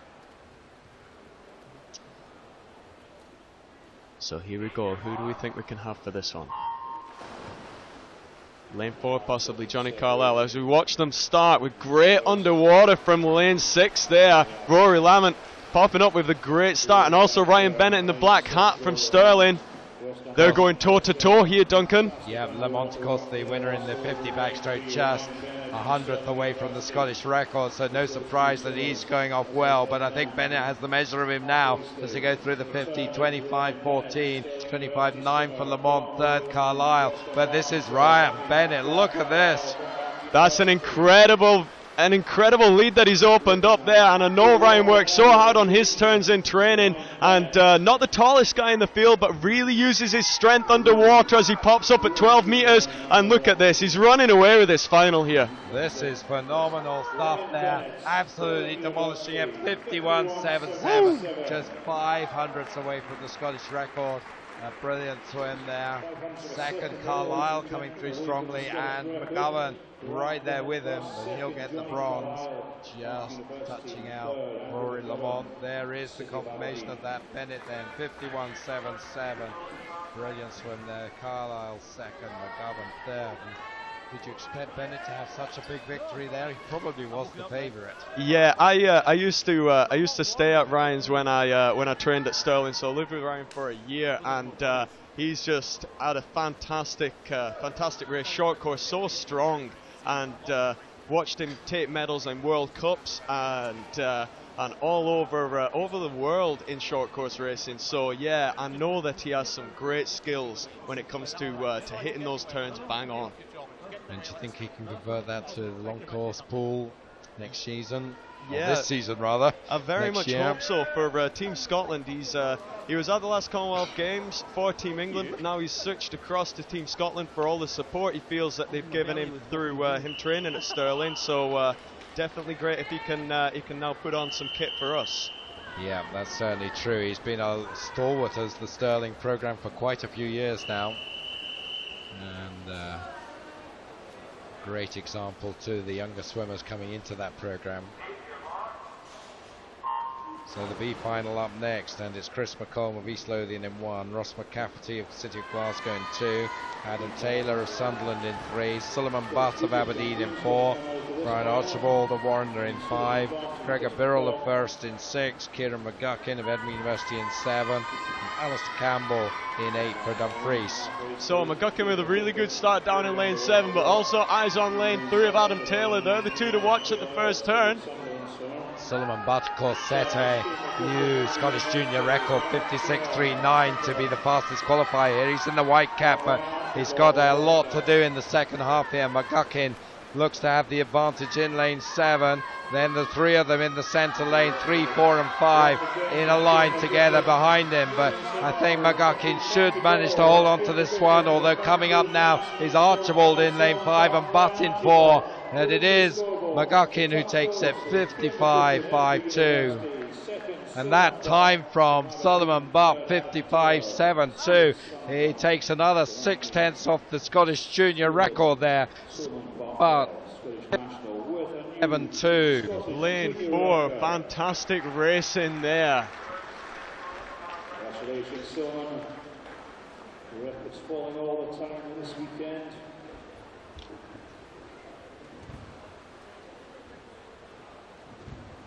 So Suleiman Butt there, just cooling off a little bit there. So Scottish junior record, he did it by 400ths in the heats, but he absolutely smashed it there in the B final. So yeah, he's just letting that soak in, isn't he? Really, as he just eases himself across the pool. So fantastic swimming from him though, and so strong throughout this. We've seen him in so many different events. You know, 1500 metres to 50s. The guy's gone right across the he's gone right across the programme this weekend. Yep, certainly so. Now we move to presentations once again, and the women's 100 backstroke. Presenting the medals, we have Graham Wardell, head coach of Team Scotland. And it's Team Scotland head coach Graham Wardell who's going to be doing these presentations. That would be one of the easiest tasks he has this year. Charlotte Mackenzie taking the bronze medal, the first swimmer. Georgia Davis of Loughborough, the Welsh girl, so we'll see her, I'm sure, in the Red of Wales in Glasgow next year. And that new British record of 56.49 from the University of Bath, Elizabeth Simmons. And there we have probably one of the most positive coaches on poolside, high-fiving one of the most positive swimmers on poolside. So what a great pairing. And a high five for Charlotte Mackenzie as well there, as she gets the Scottish medal. Very close to the Scottish record there for Charlotte. And there is Lucy Hope picking up the junior medal. Another one who's got a good number of junior medals in her pocket, plus one senior and gold medal as well. So she's had a very good meet. Looks pretty pleased to be sharing the podium with that quality field. Yeah, a lot of mutual respect between those girls, and that's one of the great things that you see within this sport. We've got some great friends and some real close relationships that you make through swimming, and you normally find that respect across the board, where swimmers are really, you know, admiring the guys that they're racing to. So that's brilliant to see on that podium. Yes, I guess there's a balance between too much admiration and really wanting to get one over them. And it's Andrew McGovern now getting the bronze medal for the men's 100 backstroke, City of Aberdeen swimmer. Johnny Carlisle from University of Bath getting the silver. Ryan Bennett there looks pretty pleased with life. Another one you can see hasn't shaved down for the occasion. Fair amount of facial hair there. Yeah, some say that Ryan was born with a beard. And there we go, Solomon Butt, the new Scottish junior record holder, 55.72, and the junior champion. Big boy, look at that. Ryan is not quite as big as Solomon. No, I'm afraid not, but really uses those turns to his advantage. Yeah, terrific stuff. Going on to an interview on poolside. I think we could be going back to interview. And it's going to be Lizzie Simmons. I guess that's no surprise. We want to talk to her and see how she feels about this pool, having now achieved 2 British records in it. She has to be buzzing after that. So, Kirsten, let's see. How does she feel? Well, I think maybe we're just not quite ready there. Lots of tweeting going on there. SGSN Live. Come on, guys, that's where to tweet to. So I think we're ready now with Kirsten. So over to you with Lizzie Simmons. Lizzie Simmons, congratulations. British record. Now, you told me earlier the 100 back is not your event. Yeah, maybe I was downplaying that one a little bit.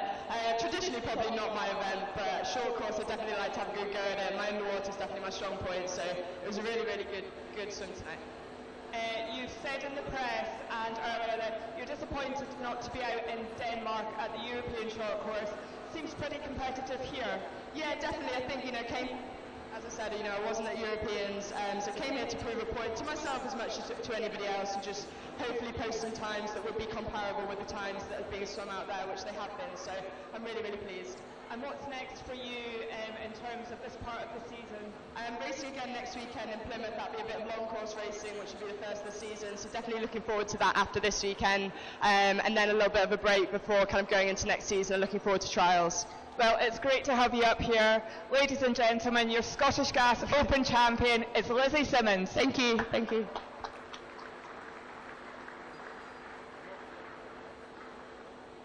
So Clearly they're watching what's going on in Denmark at the European Short Course Championships. Would like to have been there, but we're delighted that she's here. Yeah, she's put on a great show here for us, and important for her to keep an eye on what's going on around Europe, because she'll be wanting to try and take those same swimmers on as the season progresses. So yeah, it's a show of a true elite athlete to keep an eye on what's going on around the globe. Maybe a wee message to some of the officials in Loughborough for British Swimming, saying, why wasn't I on that team? Look what I could do. Yeah, that could be a great message that should be kind of resounding across that team in the top. But let's focus now on forward. We've got the women's 200 metres breaststroke now, and this will be a good one. And in lane 1 we've got Derwentside's Rachel Wilson. In lane 2 for Carnegie, Rachel O'Donnell. In lane 3 from Edinburgh University, Olivia White. In 4, Edinburgh University's Katherine Johnston. In lane 5, Emily Jones of Edinburgh University. In lane 6, Corrie Scott, also of Edinburgh University. In lane 7 from Warrender, Emma Chittleborough. And in lane 8, Cara Hanlon from the Highland Swim Team.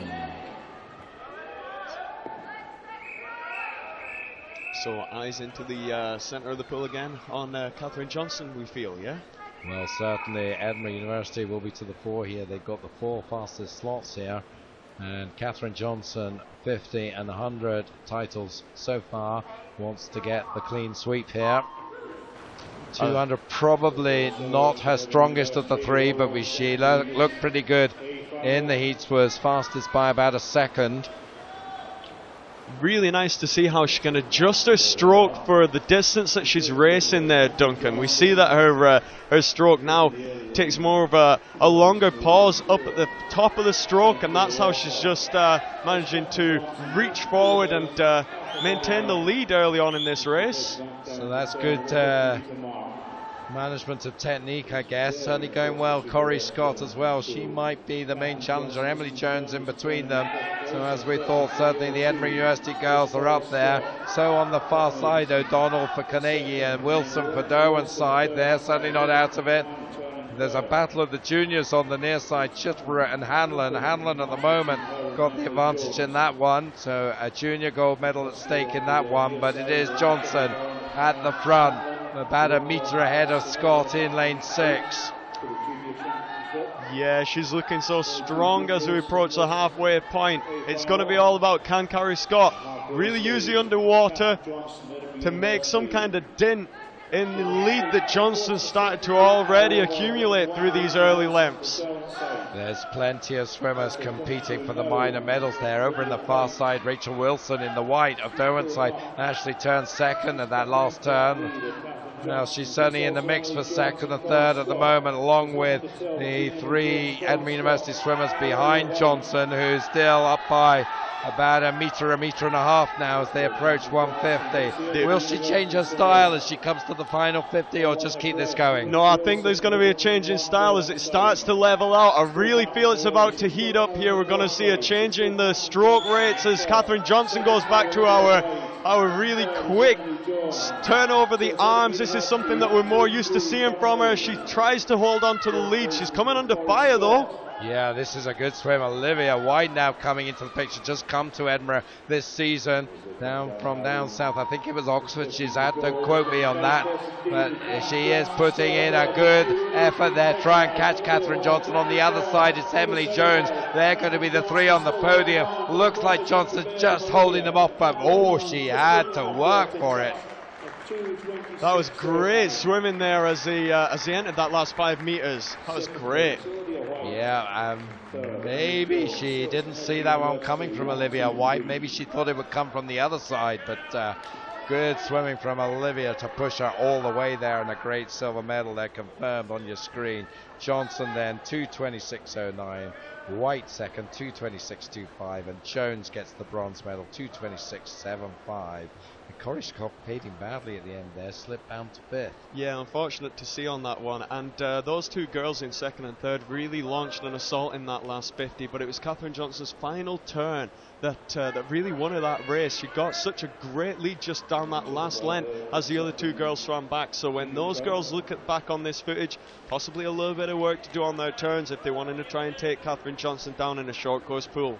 And that is Katherine just coming out of the pool there, you saw there with the long dark hair, and high-fiving her teammates, who will be, I suppose, having to recognise once again Katherine's dominance of Scottish female breaststroke swimming. So we move straight on to the B final. You saw there the top 8 on the screen. And we'll just run through who they are. Danielle Gilbert of Derwent side in 1, Shannon McClelland of Dumfries in 2, Paula Adams of Geary in 3, Rosie Wynne of South Lanarkshire in 4, Hayley Monteith of Edinburgh University in 5, Emma Bainbridge of Derwent side in 6, Charlotte Holmes of City of Sheffield in 7, Erin Robertson of South Ayrshire in 8. Has the edge, but watch down here in lane 8, Robertson from South Ayrshire, also showing a very strong first 50. Swimming over there in lane 2 of Shannon McClelland, Dumfries Dolphin swimmer, strong swim from her. 34.43, 9/10 up on Wynne in 3rd place, but Erin Robertson having a good swim on the near side. The South Ayrshire swimmer, but really very competitive. Lane 2 also Shannon McClelland going well, but they're all in the wake of the Edinburgh University swimmer Hayley Monteith. So Edinburgh University so strong in women's breaststroke swimming. Really, there isn't a programme in Scotland to touch them anywhere close. Behind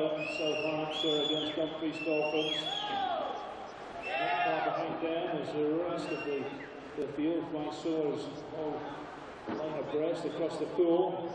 Hayley Monteith still turning in 1st place. Our lead is just under 2 seconds from Rosie Wynne, South Lanarkshire, and 3rd Shannon McClelland, the Dumfries Dolphins. Well, let's see if she can do that. At the moment she's having a battle for second with Shannon McClelland in lane 2, just ahead of about a group of 4 or 5 of them, and not really making any impact on Hayley Monteith's lead as they come down towards the 150. She's still up by about 2.5–3 metres now, and that lead is staying. If anything, in fact, it's growing, I think, here as they come to the 150. We'll see what the gap is in time. 152.04 for Hayley. It's over 2 seconds, about 2.2. The difference between her and Shannon McClelland is 2 tenths of a second. And Shannon trying to the Dumfries Dolphins. Yeah, Bill, another one where we can maybe compare the times. It'll be in the A final, but it is Monteith bringing them home. Still the battle is on for second. Looks like Rosie Wynne is going to take it. McClelland and Charlotte Holmes in lane 7, and also a strong finish from Paula Adams in 3. But here comes Monteith. She comes in 2:32.30.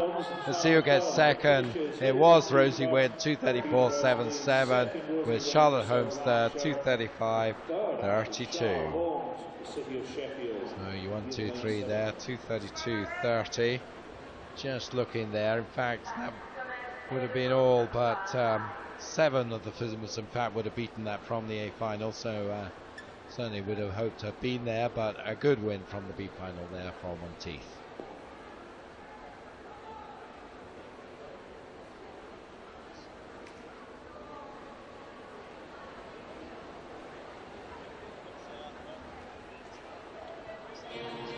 Yeah, I am. And it's a chance to just mention what happened in Denmark today in the 200 breaststroke. Yep, silver medal, British record 2:01.43. 200 meters breaststroke.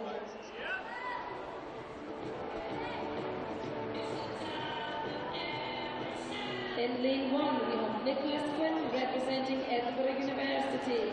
Yeah, be interesting to see how close they can get. But there's lane 1, Nicholas Quinn of Edinburgh University. In 2, Nicholas Cook of Derwent side. In lane 3, Craig Benson of Warrender. In lane 4, Ross Murdoch from University of Stirling. In lane 5, Callum Tate, representing Edinburgh University. In lane 5, Callum Tate, Edinburgh University. In lane 6, Andrew Rodgey, representing In fact, there's Callum Tate there. Lane 6, Andrew Rodgey Rodgey of Warrender. In 7, Chris Kerr of Warrender. And in lane 8, Luke Spain from the University of Bath. Swimmers, you are now under the control of the referee.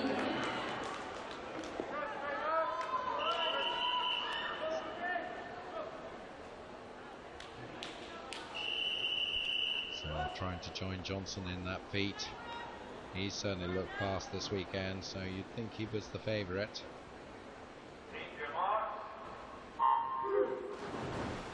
Only 2/10 faster than Tate in the heat, so let's see how this develops. Of course, Benson, you never know what we're going to get from him. He wanted to try and make this a double. It is Murdoch. It's as against Rodgey also off to a strong start in lane 6. I think he might have the early lead here. also Callum Tate. Let's just see as they come to the 50 who gets the touch. I think it's going to be Rodgey. Yes, it is. 29.16. You think? That's the early lead in the first 50. But now Callum Tate is coming up alongside him in the dark blue cap. There is Murdoch in the white cap, Benson in the red. As they go through 75 metres, these four just ahead of Chris Kerr in lane 7. Still Rodgey right there in the frame alongside Tate. Maybe Murdoch just biding his time. Benson on his shoulder. Over there in lane 1, Nicholas Quinn, a good show in there. He's in 5th place currently at the halfway stage. Yep, it is Callum Tate now, 102.14 at turn now. Looks like Murdoch has changed gear here, and he is just a metre or so behind, but he's certainly upped his stroke rate. But, well, he's not really making a dent on Tate's lead. Cut into that lead, but coming out beside Ross Murdoch, it's Craig Benson. So it's 50 to go, and still Callum Tate. Well, he's got a lot of work to do in this final 50 because Callum Tate is looking really strong here.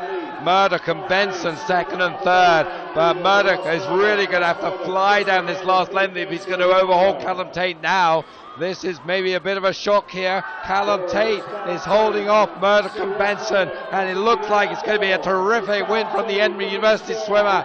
They're going to be delighted with this one, and he does bring it in. Whoa, 2:07.88. Fantastic stuff there from the Edinburgh University man. So he just said, don't you forget about me. Came into the meet 2:10.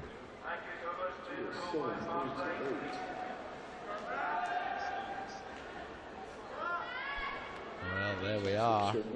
The official result, Callum Tate 2:07.88, Ross Murdoch second 2:08.62, Craig Benson the bronze 2:09.03.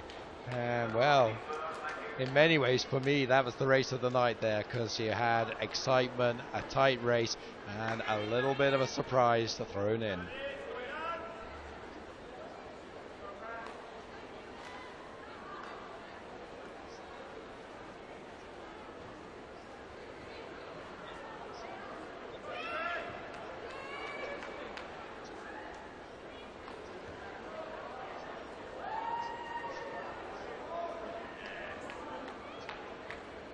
Yeah, terrific stuff. And you thought, and I could sense you were feeling, surely Murdoch is going to come back and attack him maybe in that third 50 or going into the fourth 50, but it just never really materialized.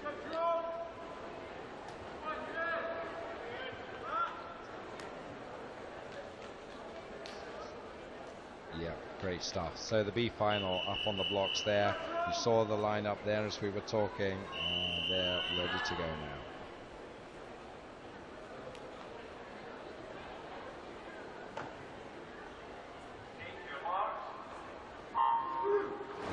away they go. Mark Campbell, City of Aberdeen in 1, Matthew Johnston, University of Bath in 2, Ewan Ingalls of Edinburgh University in 3, Daniel Lim of Warrender in 4, Brian Flanagan, City of Sheffield in 5, Matthew Nicholson, City of Glasgow in 6, Ian Rose and Warrender in 7, and Cameron Park of South Lanarkshire in 8. And can you believe it, Andy? This is our last individual race of these championships. Where did they go? Which is Ryan Flanagan from the City of Sheffield. Coming through strong as well. Great start to this. The race has just been electric from start to finish here, though, Duncan. It's just flying past. Yeah. And we were talking ahead of it, and I don't think anybody I've spoken to, neither of us can remember short course championships like these ones where the standard has been so high. And Matthew Nicholson here with about a metres advantage over Ryan Flanagan of Sheffield, and then third place looks to be Ewan Ingalls of Edinburgh University in lane 3. So as they come to halfway, I think that's going to be the 1, 2, 3. Certainly Nicholson leading them through 1:04.24. About a metre in it between Nicholson and Flanagan. Flanagan maybe is going to turn the screw here. Nicholson will be trying to do what was done in the previous heat from Callum Tate and try and hold this on from lane 6. He's looking strong at the moment. He's not starting to snatch at the stroke yet. He's keeping it nice and long at the front, which is what you want at this stage. As he comes onto attack, can he hold his nerve? So 1:40.0 Nicholson, 1:40.50 Lim now just turning second there, but it does look like Flanagan is back in second, and now he's pushing hard. Don't discount over in lane 2. Matthew Johnston, didn't know he was a breaststroker, but he's going well here. Must be great practice for all those individual medleys we see Johnston swim, but the lead now emphatically taken over by Flanagan as he races towards the wall. And it's Flanagan versus Lim now, and it looks like Flanagan, so the two red caps, Sheffield and Warrender, and it is Flanagan who takes it, 2:15.66, so he judged that pretty nicely there, attacking at the classic point just as they go into that last 50, and a 3-second pickup from his heat time. Maybe well happy with that. Lim second as we wait for the confirmation. Johnson third there on lane 2. Nicholson just fading at the end, and there is the official result. 2:15.66 Ryan Flanagan, Daniel Lim second, 2:16.19, and Matthew Johnson third, 2:16.32. So yeah, Nicholson using as a real great pace setter on that swim to about 150.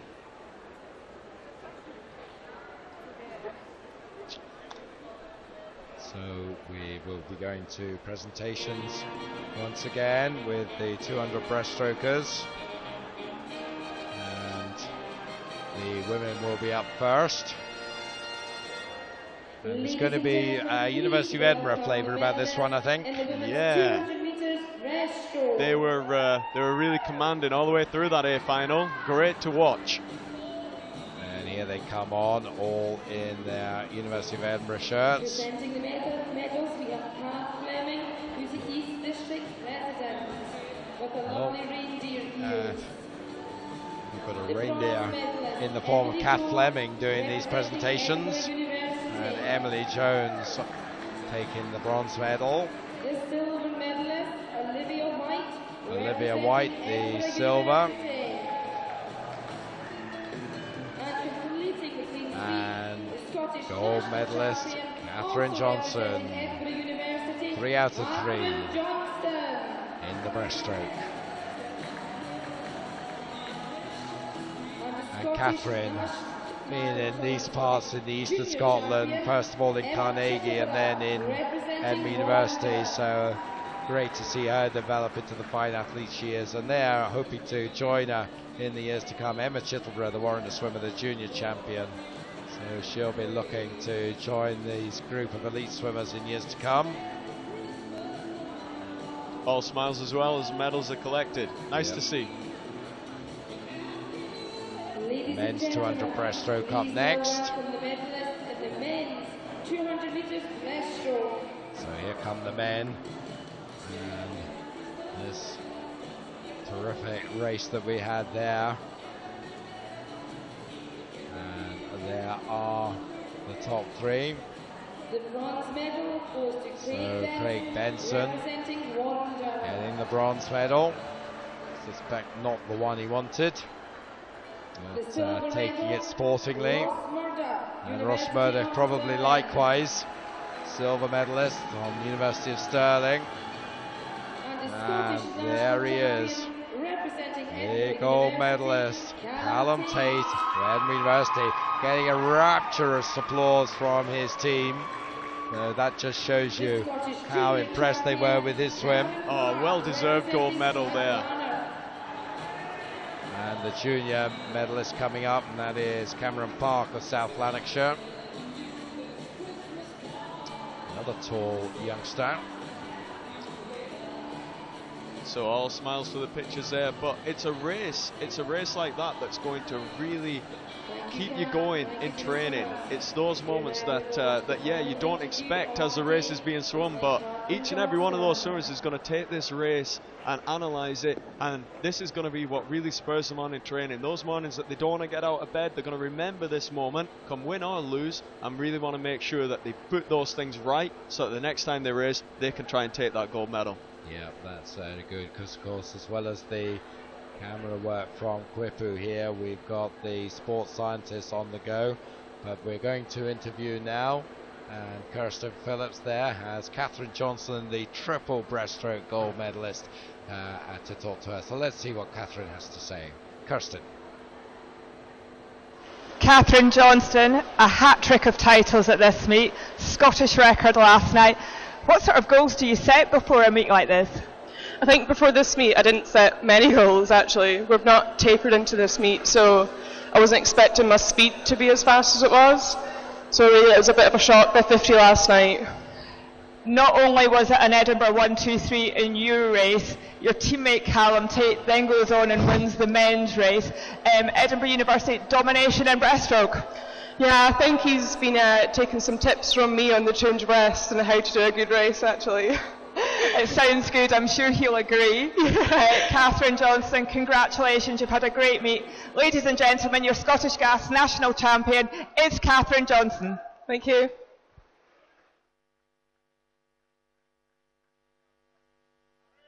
So, Katherine Johnston then, well, looks pretty pleased with life there, and pleased on behalf of her colleague as well. She's been so consistent throughout this competition, really picking up those gold medals, but really challenging herself in those finals as well. So great to see that at that point she's still learning how to better herself, because that's going to help her as we go into the summer, and also help her as she tries to progress towards the Commonwealth Games. Yeah, a big season for Katherine here. She'll be wanting to make a big impact. Second Commonwealth Games, assuming she makes it, of course. So we move to relays now. The women's 4x100 freestyle relay we have today. And 3 teams go in the first of the heats. We've got 5 heats for the women. Dundee City Aquatics junior team in 3, Hearts juniors in 4, and another Dundee City Aquatics junior team in 5. So Hearts taking on the might of Dundee here. An early advantage with Amy Robertson for Dundee. The team in lane 5. It's Mari Swanson for Hearts and Amy McCrosty for the other Dundee team. But Amy with finding it tough against the other 2 teams here. So Dundee City looking really strong in this opening 100 here, with Amy Robertson doing a great opening job. So it's going to be all about, can we get a really fast takeover here, nice and safe but nice and fast, and see if Beth Constance can open up a little bit of a lead here.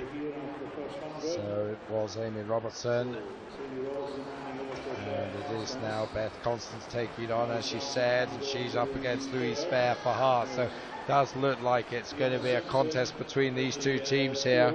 59.47 the lead off 100. So nice to get a sub-minute to lead off there from Amy Robertson. Yeah, and it's just run them a little bit away from the other Dundee City Aquatics team of Fiona Simpson, who's there in lane 3 trying to to track back towards the leaders, but not much in these first two teams here, Duncan. No, this very much focusing now on these two leading teams. There's Dundee City Aquatics and Hart, Beth Constance and Louise Fair. So there's only about, well, less than a metre in it here as we come towards the halfway point and the second changeover. Constance from Fair, and the two of them are absolutely together there. Just 1,500 separating the Hearts, just getting the touch there, and maybe getting the slightly better changeover as well.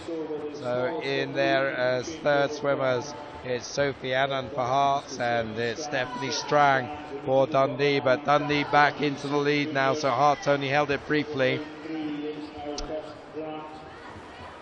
Yeah, this is starting to hot up into some really fast racing now, so we're going to keep an eye on how Lane 5 get on through this. They really start to command this heat now, Duncan.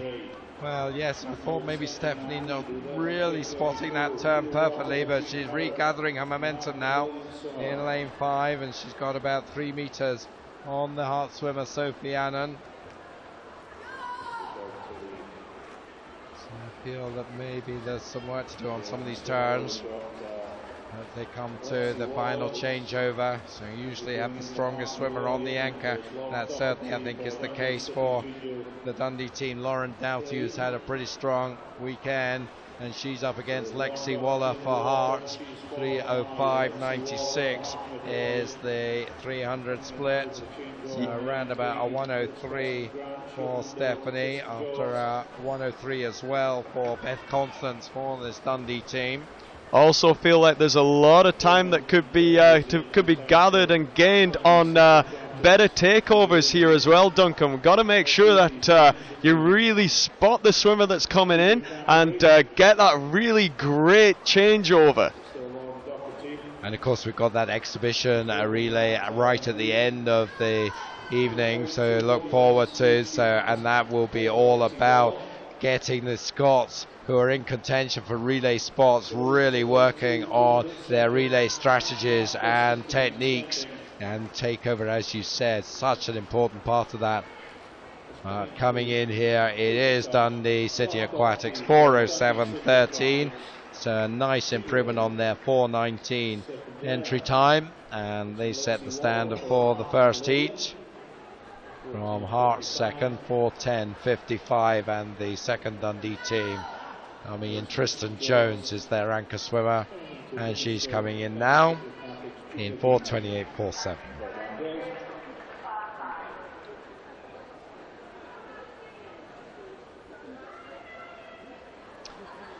So heat 1 all done there, all safely through, it would seem. Yep, there's the result for you. 4:07.13 Dundee City Aquatics, Hearts 4:10.55, and the second Dundee City Aquatics team 4:28.47. So now we have second heat, and we've got 6 teams going here.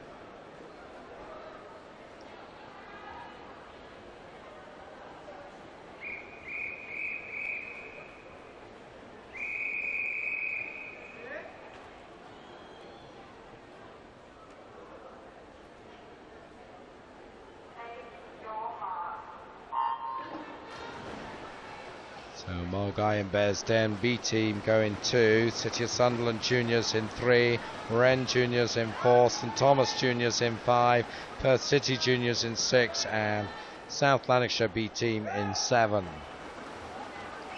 So hard to split lanes 5 and 6 at the moment, with Erin Cummings from Perth City and lane 6 of Red Hart. A good start, as is St Thomas. Yeah, and you called it right in the order as well. 28.21 for Cummins, just has the edge. So the two from the Midland District, Perth against Arbroath here, with third place in lane 2, Mulgai and Bearsden with Georgia Callender. But it is the red cap of the Perth team, Erin Cummins, just about holding off Katie Phillips, but well, maybe not anymore.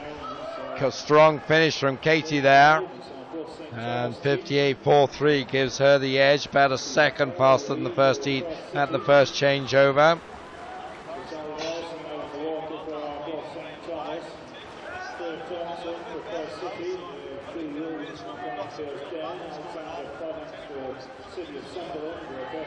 Yeah, of course they can't be too quick off the mark, or else the eagle-eyed officials will get them. So just got to get it right here, and it is close here. And coming up like a train, Julie Williams in lane 2 is right up there with the swimmers in 5 and 6.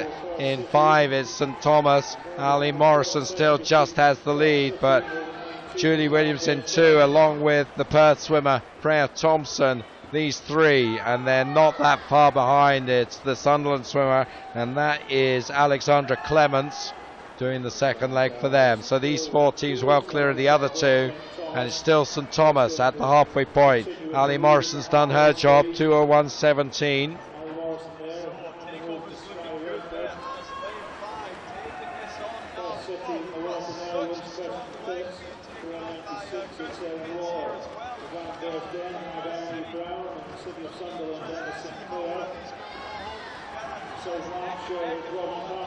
Yes, it is Sky Redford in the water for St Thomas, but it does look like Kirsty has got past her now for Perth. So Perth taking it on there and coming up very strongly, the Sunderland team. That's Emma Sinclair doing the third leg. They've gone past Emily Brown from Argyll and Bearsden and are just about up with St Thomas now. So it's Perth leading the way by about a body length here. Very competitive race between 4 teams here, and Perth, who have been there or thereabouts throughout, now starting to make the break that matters.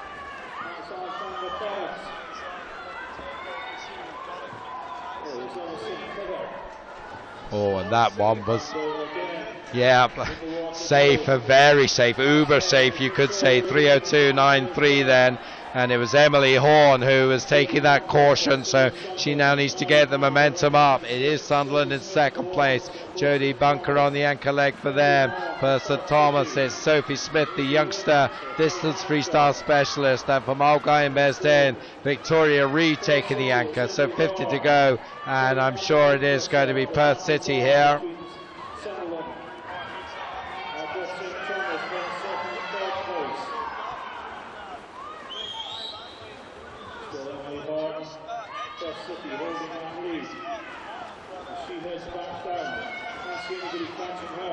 Yep, but Perth dominant here. Sunderland, you'd think, probably should hold on to second, although it's not quite cast iron yet.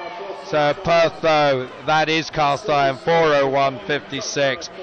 5.5 seconds faster than the first heat, so that's the new standard time. Second was City of Sunderland, 4:04.97 from Arbroath St Thomas. There is the anchor, Emily Horn, from the Perth team. Could have been a bit faster if they'd really nailed that last changeover. Yeah, important to really work on those skills in training, not just your tumble turns or your actual starts.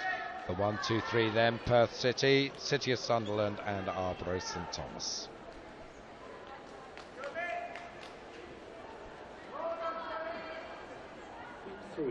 So we move on to heat 3. There's 5 heats altogether here.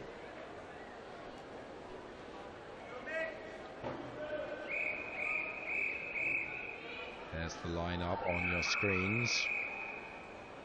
And there are the girls.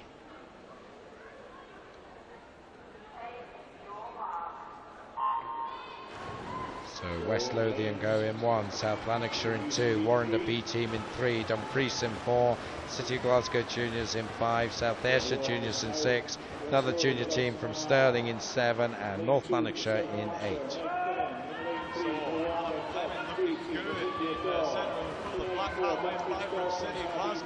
Seems to lead us up, but eyes on the edges of the pool as lane 1 and lane 8 are also in the mix here.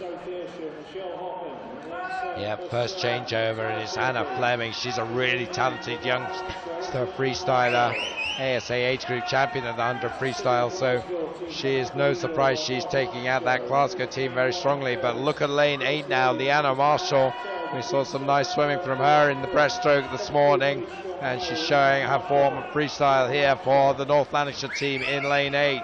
You see her there on the right hand side of your screen. Also lane 1 going well. West Lothian's Gull Simono, they're in 3rd place behind North Lanarkshire and City of Glasgow, 58.08. So every heat a little bit faster than the one before.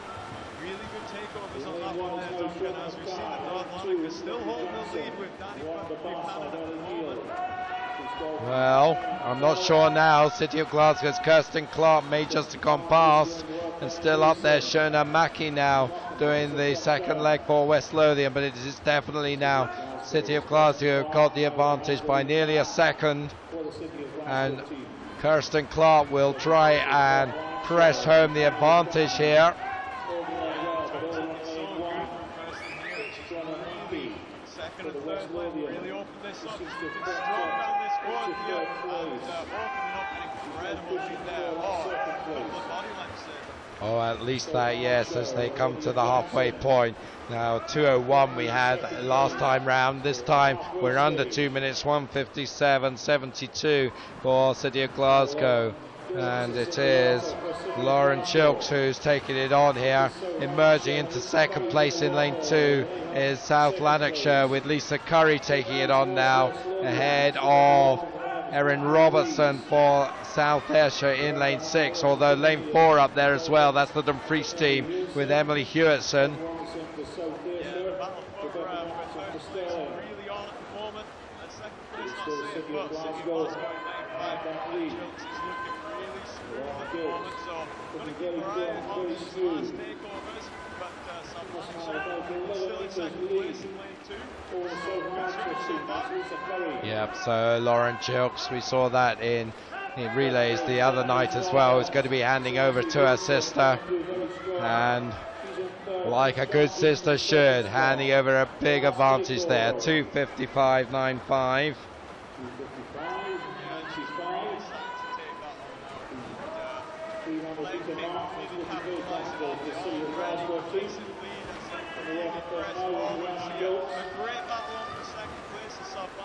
Looks like head to head up against Dumfries and Houston, and Dumfries coming up against Aaron Holmes there, so they're going to be doing battle all the way. Yeah, looks like Abby Houston's going to be too good for Erin Holmes here, and Dumfries have gone into second place here, but they're not going to make any impact on the City of Glasgow lead here as they come to the final turn. Then it's Rhiannon Chilks is going to bring that home. Also coming up nicely, South Ayrshire's Karen Reid. She's had a really good meet. She is battling away now with South Lanarkshire for 3rd place. It's going to be Glasgow first, Dumfries second.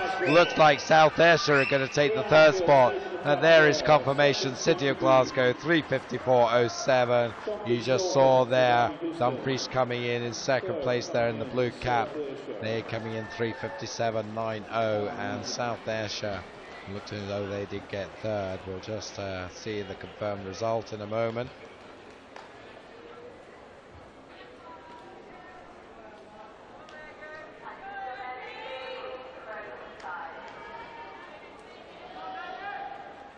As the anchor goes, there is the confirmed result. City of Glasgow 3:54.07, Dumfries Dolphins second 3:57.90, and South Ayrshire third 4:00.19. So 2 heats to go. So 3:54 that time. We've broken down under 4 minutes. We go maybe under 3:50 in this one. There is the lineup.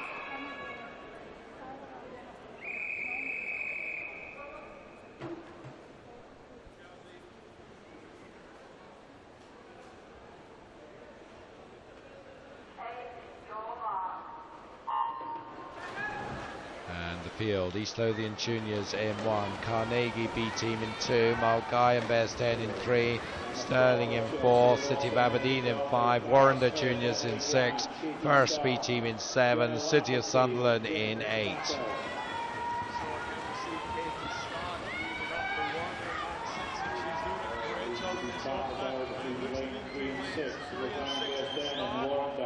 Yeah, Megan Donnelly from Mulgai and Bearsden is pushing Katie Stark all the way. Katie, great sprinter specialist youth squad member has the edge here. Also going well, Emma Crawford, Free Lothian on the far side in the yellow, but that's the 1, 2, 3 then. Warrender, Mulgai and Bearsden and East Lothian, with Katie Stark giving a good lead off for the Warrender team.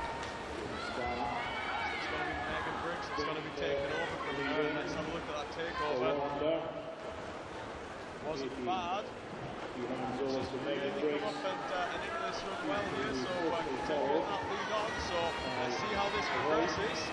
So Megan Briggs against Hannah Voot now for Mulgai and Bearsden, and Caitlin Hamilton on the second leg for East Lothian. Also Sunderland on the near side, worth keeping an eye on them. Gabrielle Bardes doing leg 2 for them, and Lauren Pirouet for first beside her. Halfway through the second leg then. Still Warren to have it. Megan Briggs, the backstroke specialist, European junior team member of course, but we don't see her on the freestyle quite so often, but she is holding off the Mulgai and Bearsden swimmer Hannah Voot and also the East Lothian swimmer Caitlin Hamilton. That's still the 1, 2, 3 as they come to halfway.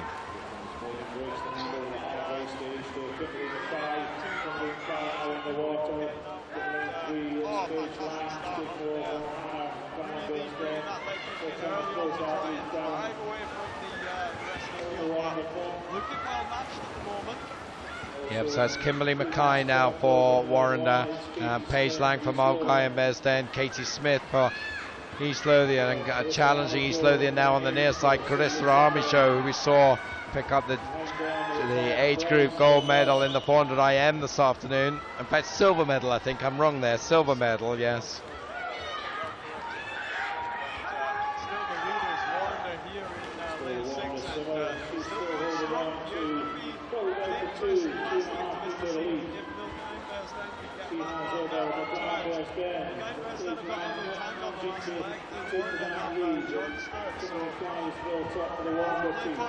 Yep, they're on the blocks there, but you'd have to fancy Warrender here, I think. 2:54.44. Just looking at the splits, that is a second and a half faster than the previous heat. So I think on that basis, they're really going to have to fly to go under 3:50 here. But I don't see that happening. Would need a 56. Jordan Sturt on the anchor leg. I don't think she could do that. And Emily Tang maybe will have a go to try and close on Jordan Sturt. Still a cracking race for third. Alex Cunningham on the anchor for East Lothian against Lucy Ellis for Sunderland. It is still East Lothian, but 200ths only the gap between those two as we focus here on the Warrender swimmer. That is Jordan Sturt there. Lovely view of her, and you get some sense of the speed that these swimmers are going at here. It is fast and furious here as Warrender are holding off Mulgai and Bearsden. So Jordan Sturt, let's see how fast she can go here. This is a good swim here, and she takes it 3:54.66. Who's going to get second? It's Mulgai and Bearsden, and City of Sunderland just edging past East Lothian for third spot. Wait for confirmation of that. 3:54.66 in the end, not quite as fast as the previous heat, just showed the quality of that Glasgow swim. There's the 1, 2, 3. Warrender 3:54.66. Mulgai and Bearsden second, 3:55.88, and City of Sunderland third, 3:57.71. So some big races about to lead off in this final heat here. Duncan, Caitlin McClatchy is in lane 4 to lead off for Edinburgh University, but she's going to be coming up against some fast racing across the board. So, yeah, and of course don't forget that we saw University of Stirling hitting the record books so far in both of the women's relays. So can they do the triple here? They go in lane 5.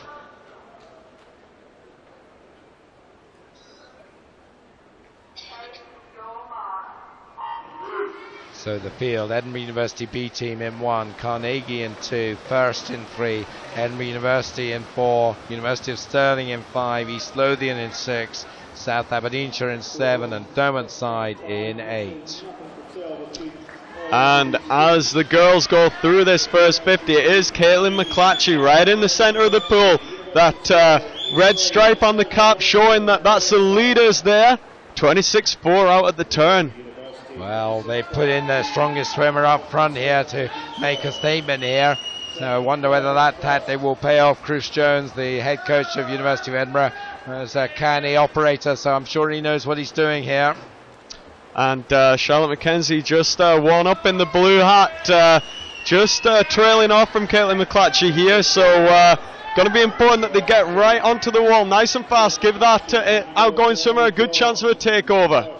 55.02 then for Edinburgh University at the turn, and second swimmer going for them, and that is Emily Jones. It's tight now for second. Looks like it's South Aberdeenshire have it. That's Rachel Masson now taking it over, and just ahead of Julie Hunter for first, and over on the far side Jess Wilkie for Edinburgh University B team.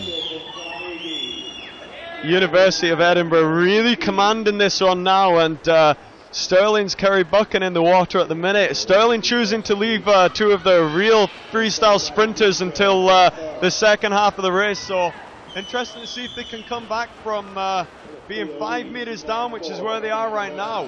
Well, I would say yes, they possibly can, but we'll see. Edinburgh University are building themselves a platform still. South Aberdeenshire in second, and Kerry, well, in fact, it is still first in third place. As the third swimmers go, 150.68 and 4.5 seconds faster than the previous seat, so it's really sure the medals will come from here. And taking leg 3 for Edinburgh University is Hayley Monteith. So as Edinburgh University come up to complete another 50 of the third leg here, it's starting to level out in second place now. Still second place is lane 3 first, only just as Eloise Barbu comes very close in on the action now. So can she close this gap between Stirling and University of Edinburgh? Well, I said yes earlier. I'm beginning to maybe start to think about eating my words here, but you never know.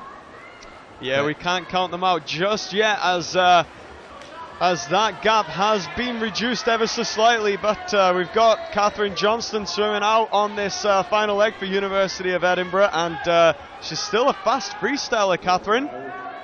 Yep, 2:46.84 their split. Their advantage is at 3.5 seconds. On the anchor for University of Stirling is Sian Harkin, but she has got a mighty job to do there. She's sure, you would think, a second. Edinburgh University trying to get a second team on the podium over in lane 1, with Andrea Strachan on the anchor leg for their B team in third at the moment, just ahead of Chanel Snedden for first. But Katherine Johnston's doing a great job here. She's holding off Sian Harkin at the moment, and at this moment in time you've got to say that Edinburgh University are looking so good for the victory here.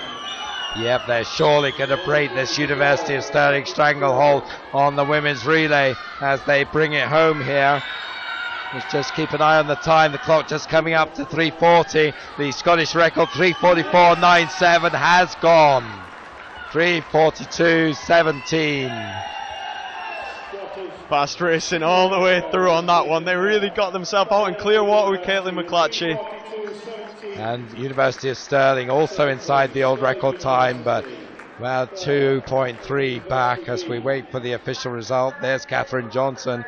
She's had a great evening there. Scottish record for the relay to add to her triple gold. And there is the official result. Edinburgh University, a new Scottish record, 3:42.17.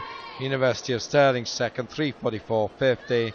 And Edinburgh University B team, so two Edinburgh University teams do make the podium. They were third in 3:47.44.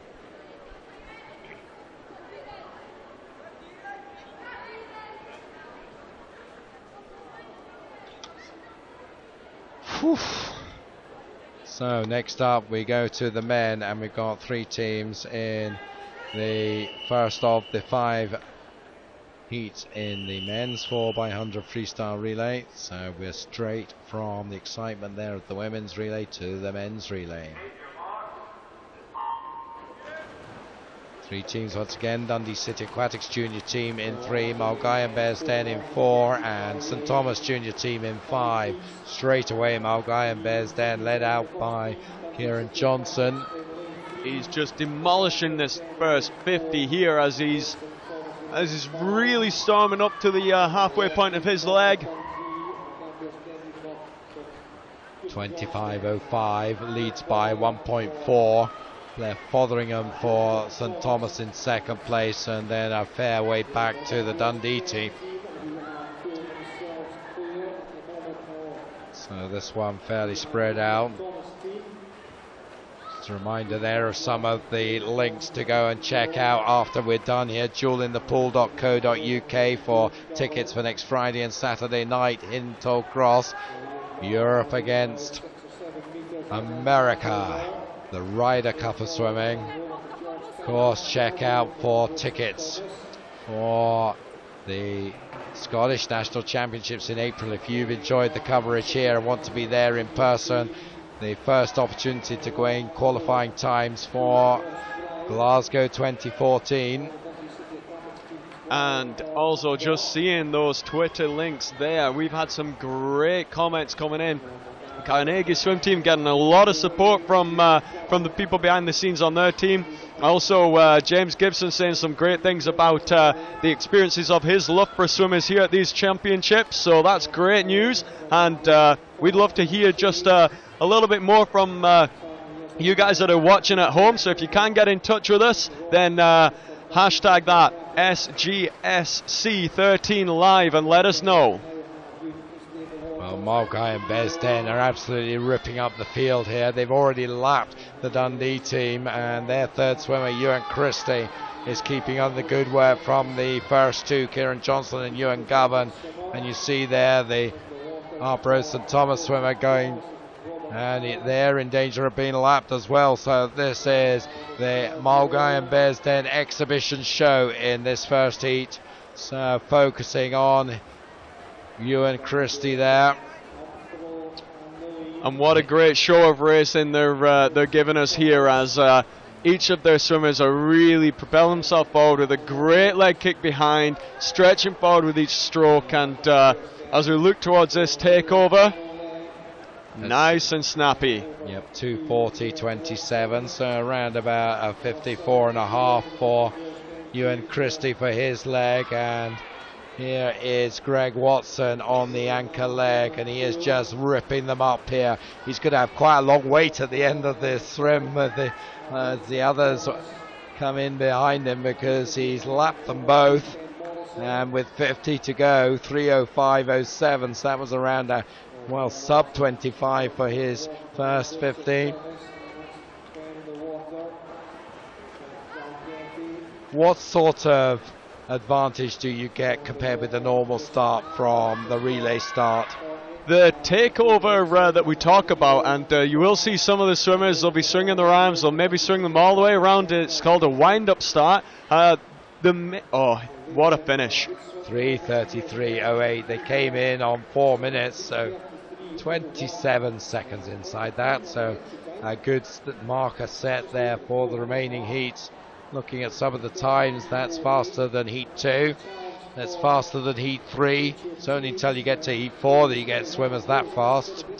So really great to see those guys putting together a really fast relay there. And yeah, what the main difference is between a normal start from the blocks and a relay takeover is, on a relay takeover you can spot the swimmer coming in. You can judge the start, so as soon as they touch, you're taking off. Whereas when you're just doing a normal start from the referee, you have no idea when he's going to say go, so you're reacting more blindly to someone else's call. St Thomas second in there, 4:20 for them, and here come the final team. And it's Jack Dalgetty, a real youngster, 11-year-old Jack. So this will be a learning experience for him. He is a very promising youngster in his age group. I'm sure we'll be seeing him in national age group championships in the coming years. And a nice finish for him, 4:37. And he'll be able to say, I was there on days when British records were broken and I was in the pool with them. There's the 1, 2, 3, Mulcahy and Bearsden, 3:33.08. St Thomas second, 4:20.14. Dundee City Aquatics third.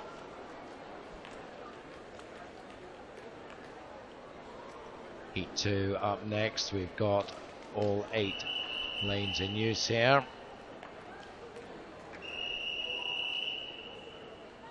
So who's going to be the early leaders in this one, we wonder? My guess is Chris McCollum of East Lothian, but we'll see. Sterling Juniors going in 1, Dumfries in 2, he's a contender. Ewan Murgatroyd, East Lothian Juniors in 3 with Chris McComb. First Juniors with James Stephen in 4, West Lothian with Alex Forsyth in 5, City of Glasgow with Jack McComish, another contender there, the B team in 6, South Lanarkshire's Mark McRae in 7, Stephen Gibb, Dundee City Aquatics in 8. You rushed me there with that prediction. I want my vote back. Hey, it's always a tough one to call, and you weren't wrong, because East Lothian have got a great start to this, but Jack McCormish leads the way from City of Glasgow at the moment. Watching that black hat in lane 6. Yep, so it is the 3 I called. Murgatroyd in 2, McComb in 3, and McComish in 6. Alex Forsyth also of West Lothian up there, but it looks like Jan McComish has got the early advantage for City of Glasgow, though not by much from Dumfries, 52-17. That was very well called on the split there, because they were very close, and it's City of Glasgow who now really open up again into this second leg here. Ian Porteous taking the second leg, and he's had a good strong meet. It is David McGregor for Dumfries, Matthew Thompson for East Lothian, and for West Lothian it's Fraser Spooner. They're the 4 teams leading the way, still led off by the City of Glasgow B team. 1:17.44 after the first 50 for Ian Porteous, and he's got more than a body length advantage now. Dumfries about a metre up on East Lothian, who have a narrow advantage over their western rivals. Yeah, City of Glasgow really commanding this one at the moment, but a real battle for third at the minute between East and West Lothian as they join the party here. So second changeover, 1:44.74 then. Ross McCafferty taking it on after a 52.5 there for Ian Porteous, and City of Glasgow continuing to look very strong here. Dumfries consolidating their second spot, East Lothian holding third. Fraser Lowther for Dumfries, Callum Wellstead for East Lothian, and it's Fraser Gill for West Lothian. But eyes are firmly set on Ross McCafferty here for City of Glasgow as he really stretches down the third length of his 100, and he's doing a great job so far, putting together a great 100. So for the B team, this is very strong. Expect a really strong 18 from them. They broke the 4x50 record yesterday. As the last man takes to the pool, safe takeover there, Duncan. Really making sure Matthew Nicholson making sure that he's really safe into the water there. Yep, so Nicholson then around about 10 metres at least up. Dumfries look secure in second now with Alistair Campbell in there. Final spot, Fraser Samuel. I think we'll have a lot of work to do for East Lothian to hold off David McDonald and Mark Elrick, who's come into the frame for first in lane 4. But at the front, it is City of Glasgow B team. They're not going to be touched here. Coming to their final turn, Matthew Nicholson turns around about the 3:16 mark. That battle for third there, Duncan's really hardened up. Yeah, you've not seen that on the screen here as we focus on the leaders. What a good swim from City of Glasgow, 3:29.02. Second is Dumfries, 3:34.47. We'll see them coming into shot now. Those 3 coming in with lots of splashing going on, and West Lothian taking the honours there in that battle for third. Just about a second separating them, first and East Lothian. Brilliant battling there for that third place, but starting to heat up here in the pool again. We've said it so many times, but the racing's looking fast again. Yep, so we had 3:33 from Mulgine Bearsden. We thought that was going to be tough to beat, but straight away it was beaten there. City of Glasgow, they're winning it 3:29.02. Dumfries second, 3:34.47, and West Lothian 3:41.10. So 3:29.02, that's the new time. We've got a pretty intent crowd there as we go to Heat 3.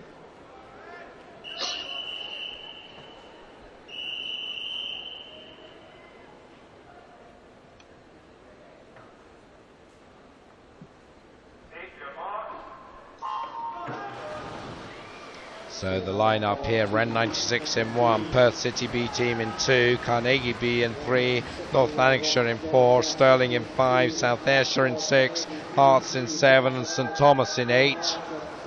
And it's James Lauder down bottom of the screen. White Hat in lane 7 are Hearts of Midlothian, who are really stretching it out at the start, but keep our eyes on the centre of the pool, lane 4.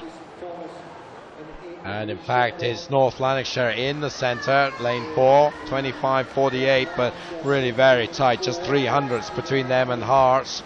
And a number of other swimmers in close pursuit there.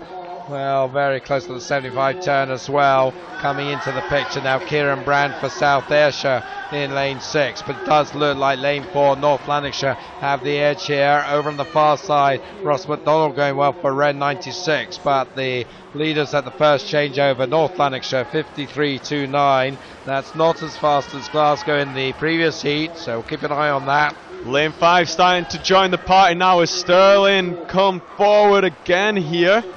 And we've got Joe Wellstead in there, and he's making a real mark on this as they move up into the leading position at this turn. Really tight turns there. That's what we need to see if we're going to race. And he's really overhauled the rest of the teams going through here. Just taking the lead from North Lanark there from Caelan Doyle. Yeah, this is good stuff from Joseph Wellstead. He has dominated the second legs here, and he has given Sterling Swim a pretty healthy advantage over North Lanarkshire. Hearts in third now as they come to halfway, and the third swimmer ready to go, and that's Douglas Scott for Sterling. My apologies, that's actually Caelan Doyle going in for North Lanark now. It was Ryan Buchanan before. So Douglas Scott leads the way in that lane 5 Sterling team. The Black Hat stretching forward. Really starting to see on your screens the lead that they've opened up now. It seems like it's all of them, all out and open. Yep, so Douglas Scott halfway through his leg, 2:10.21, leads by over 3 seconds now from Doyle of North Lanarkshire. And once again we're seeing a good scrap for third place Hearts.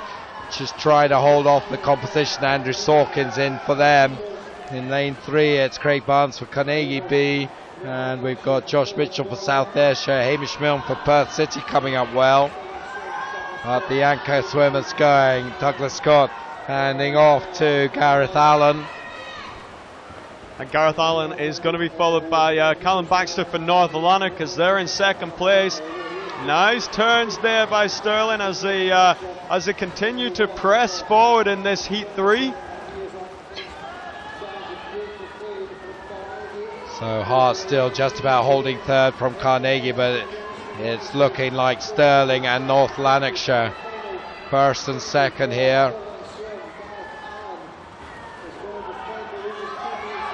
Craig McLean really trying to get into this race and hunt down North Lanark. It's going to be on this last turn, I feel, for that battle for silver.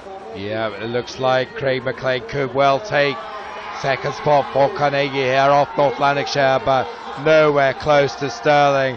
They come in 3:32.16. And it is there Carnegie who take the second place over North Lanarkshire there, Duncan.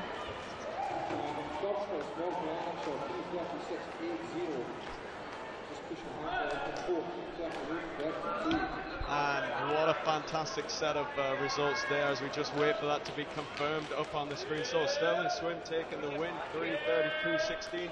Carnegie second and North Lanarkshire in third there.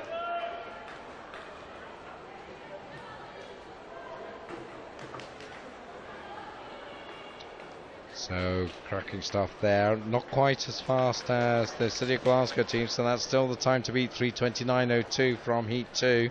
Let's see if Heat 4 can go past that. That's the line up there. Two more races. Then, of course, we've got this exhibition to come.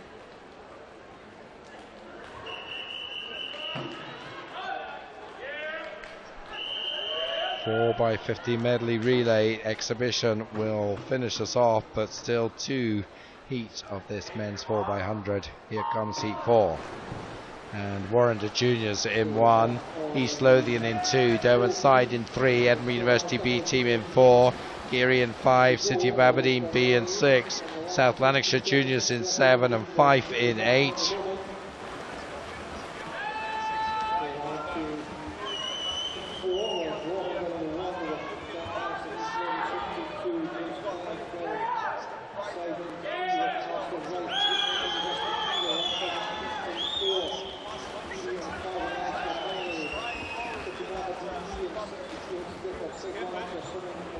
Yep, he's put in an excellent first leg for City of Aberdeen. Second looks to be Derwentsside with Ali Wright, and up there South Lanarkshire and Edinburgh University and Geary, but all behind City of Aberdeen, 51-4-2, and that is faster split than any of the previous ones we've seen for the first 100.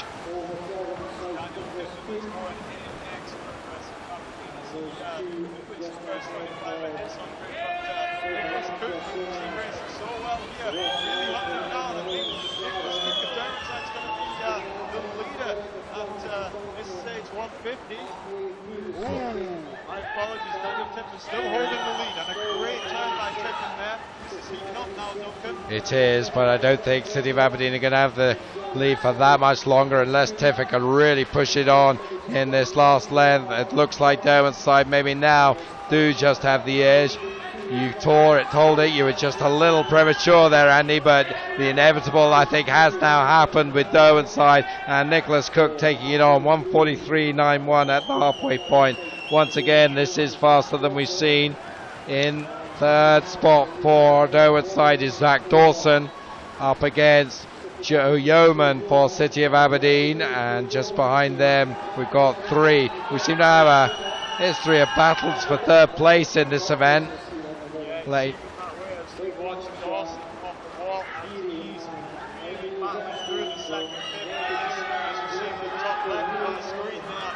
Got through all of those waves of the fastest swimmers, and he's about to turn to racing for a home on this third 100. So Derwentsside in a dominant position here, but it's holding up now for second. What a swim from Robert Bryce for Geary. He has pulled them right up and into second spot, but Derwentsside 2:34.65. Surely they're not going to be denied here. Their anchor is Adam Hollows. It's still an Aberdeen Geary battle, northeast of Scotland battle. McIntosh against Douglas. So it looks like Stuart McIntosh is starting to pull away from Geary. Also up there is Edinburgh University, Callum Shaw on the anchor for them.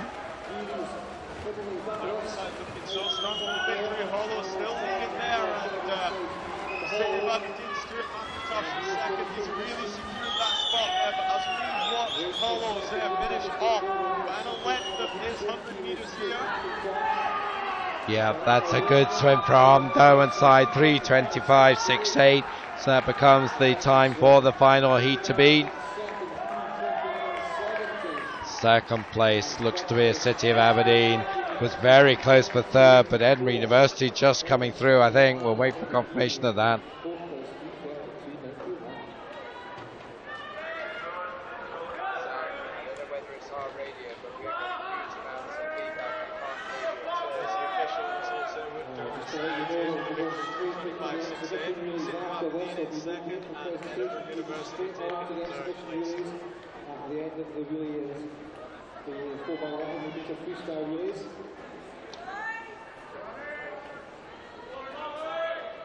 So this is the final heat on your screens now.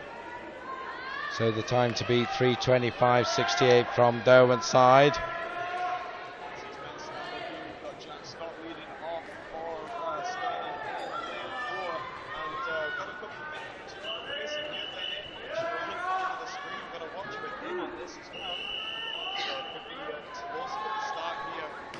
The Glaswegians, Sterling, Scott, Graham and Rennick. Watch for them. So Warrender going in 1, City of Aberdeen in 2, City of Glasgow in 3, University of Stirling in 4, Edinburgh University in 5, Perth City in 6, First in 7, Carnegie in 8. So it is Max Rannick who's looking really strong through this first 50 here. It looks like Carnegie's going to be the leaders at this first 50 turn. Yep. Mark Sharanek 23.71. He's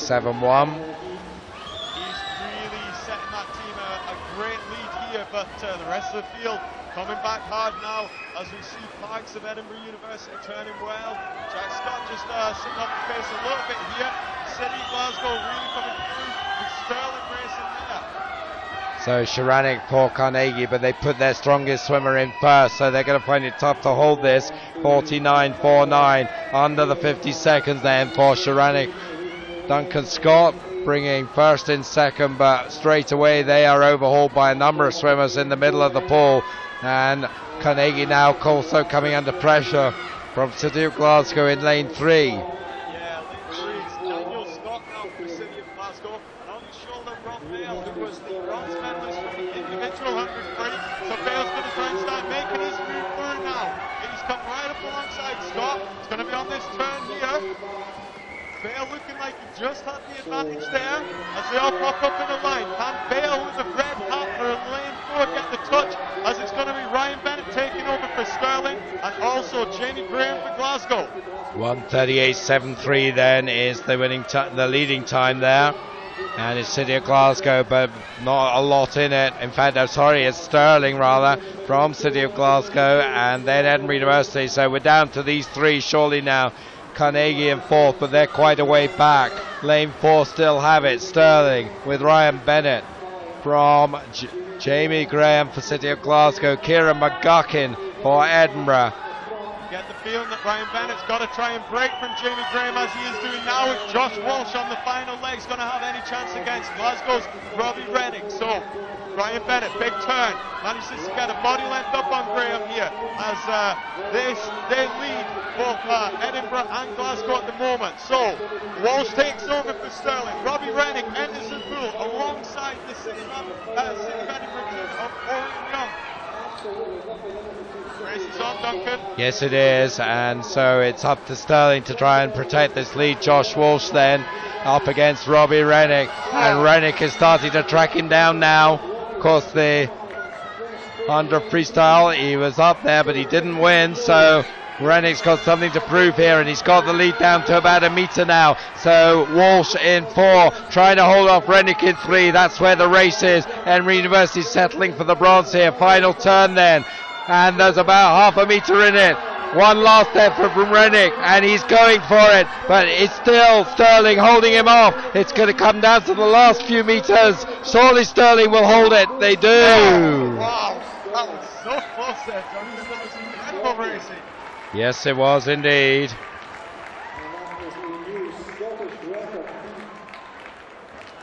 Oh, incredible racing there as Josh Walsh just holds off Robbie Rennick. We're going to see a replay coming in of this finish as we see Walsh just come into shot here with the blue hat. Oh, Robbie Rennick so close there. And look how Robbie straight up to look at the board to see if he'd done enough. But yes, that's a new Scottish club record there for the University of Stirling. I think Rob Bale, not a Scot, so it doesn't qualify as a Scottish record, but it is a Scottish club record there for the University of Stirling. Yeah, well identified there, Duncan. Rob Bale is English, and as it is Josh Walsh who's on that final leg as well, so not quite a Scottish team will out of Stirling. So you know what? Well, we're not quite finished yet. So incredible racing there.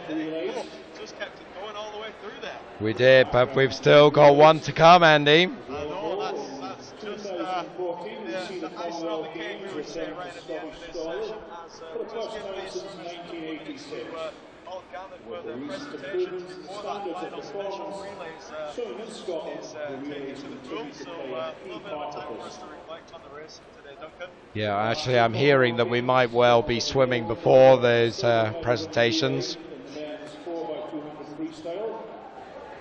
So looks like it's going to be the exhibition relay. So just a reminder about what this is all about. It's the medley relay. It's mixed, so 2 men, 2 women, 4 senior teams, a select of the top talent from Scotland, and 2 junior teams.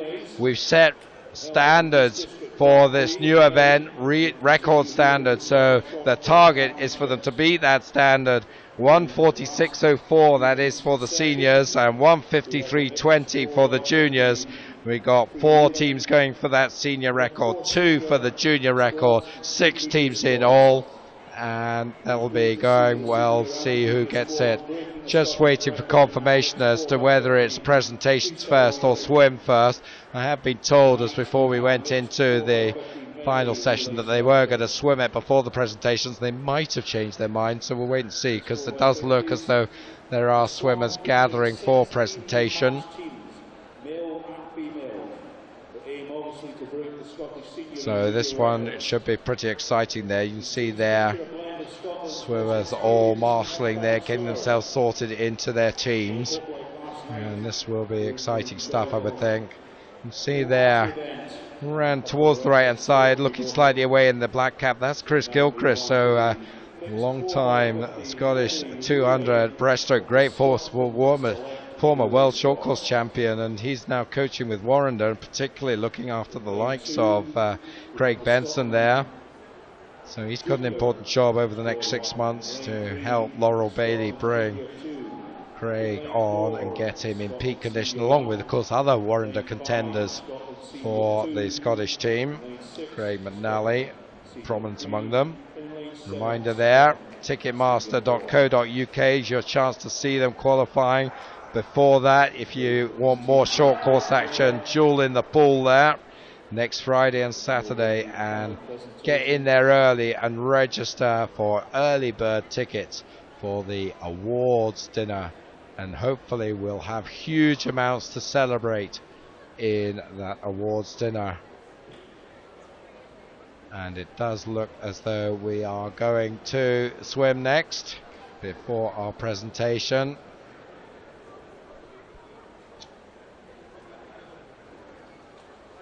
And on the far side of the pool, we're going to have the junior teams, and it's going to be the first junior team of McComb, Hanlon, Scott and Bruce will be in lane 2. There they are there. That's them there. In lane 3 is the second junior team, Karen Reid, Benedict Tortolano, Lucy Hope and Solomon Butt. Then we go to the seniors, and we got Ryan Bennett, Corey Scott, Jamie Graham and Caitlin McClatchy. In 5, the second senior team, Charlotte McKenzie leading off, Mark Tully, Raquel Matos, Richard Schaefers, Rory Lamont, Katherine Johnston, Daniel Scott, Eloise Barber in 6, and the final team, Kirsty Simpson, Craig Benson, Sean Harkin and Kieran McGuckin. Kirsty Simpson there on the blocks, ready to lead off on the backstroke.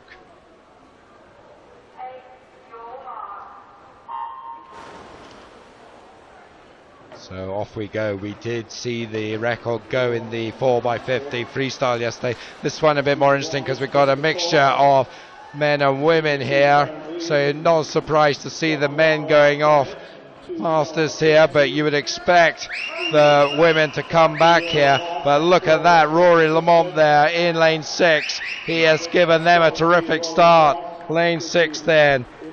Hands off to Katherine Johnston, so strong breaststroking from her, but you'll expect to see the men, and in particular Craig Benson going in this one, and Tully as well. But it's still Johnson holding the advantage in lane 6 for the Scotland 3 team. But beginning to come up now is Mark Tully in Scotland 2, and he is closing rapidly here. Johnson though still has it, 55.29 then. Katherine Johnston handing over to Daniel Scott. It's Raquel Matos beside them, and coming up past Raquel is Jamie Graham in lane 4 for Scotland 1. Keep an eye on the junior teams over on the far side. Duncan Scott going well for the first team against Lucy Hope, but it's been dominant there in lane 6. The anchor Eloise Barber, she's going to hold off some of the men is what she'll be hoping to do. She's got a big margin here to do that in as she turns for the final time. Richard Schaefers is the one who's going to try and track her down here. Richard, of course, the Scottish record holder at 50 freestyle, so can he close it? I don't think he can. So it's going to be Eloise Barber bringing Scotland 3 team down. Let's check the time, 1:44.53. And that does it. That is the Scottish record there for the Scotland 3 team. And check out those juniors, 149.55 against 149.80. The standard was 153.20. So again, the junior record goes as well for the team, for Junior 1 team. So just going through those record-breaking teams, we had there the Scotland 3 team, and that was Rory Lamont, Katherine Johnston, Daniel Scott and Eloise Barber.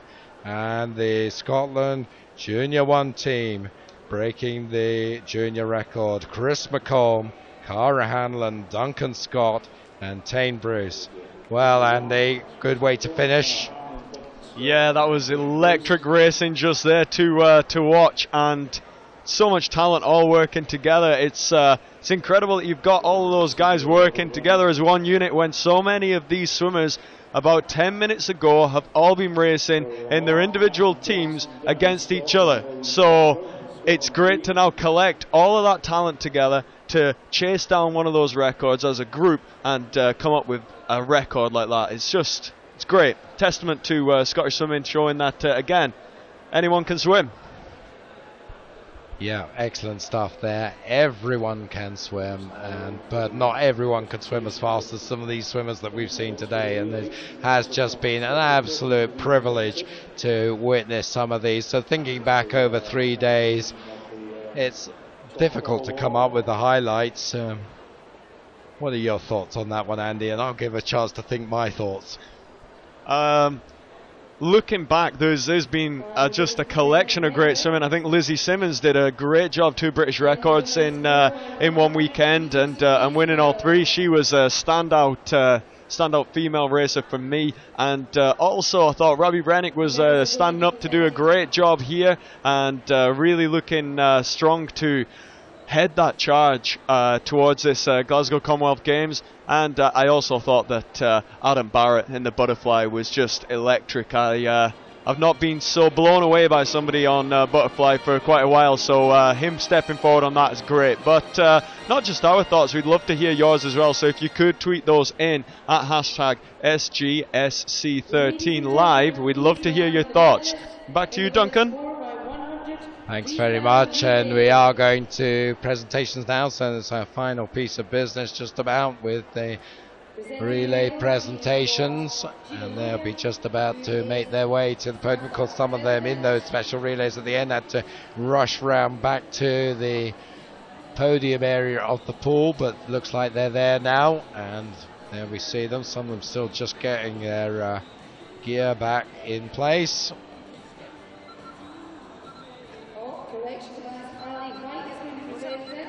And Performance Director of Scottish Swimming, Ali White, gets the privilege of making these presentations.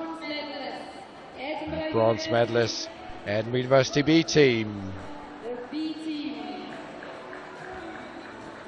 And the B team there on the right of your screen: Sean Morgan, Jessica Wilkie, Corey Scott, Andrea Strachan.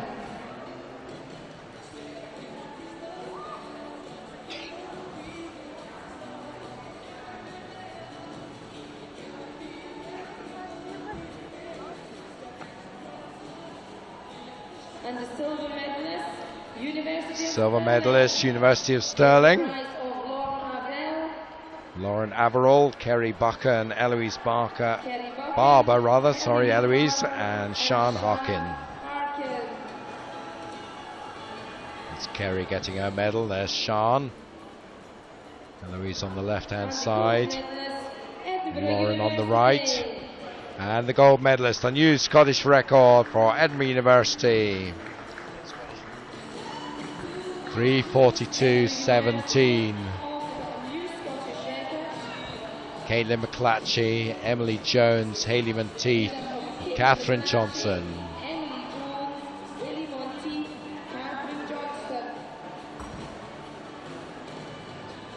Round of applause, new Scottish record at 3:42.17 for Edinburgh University. And the juniors are about to come up, and that will be the team from City of Glasgow.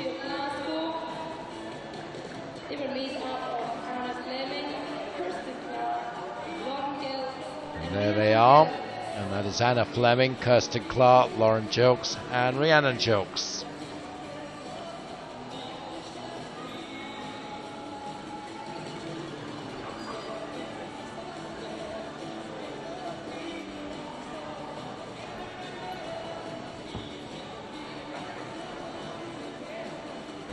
So there's a great photograph there, and beautiful calm pool now after the frenzy of 3 days of action comes to a close. So we're looking for the men now to come to the podium, which will be our last presentation, because no presentations for that exhibition relay. So we're just about to see them coming up.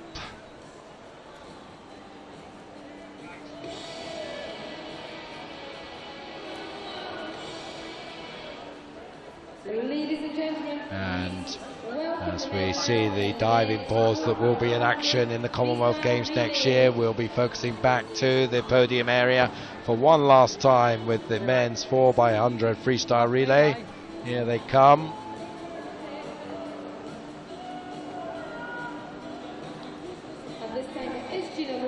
Edinburgh University, the bronze medalists, Matthew Parks, Richard Schaefers, Kieran McGuckin and Orion Young.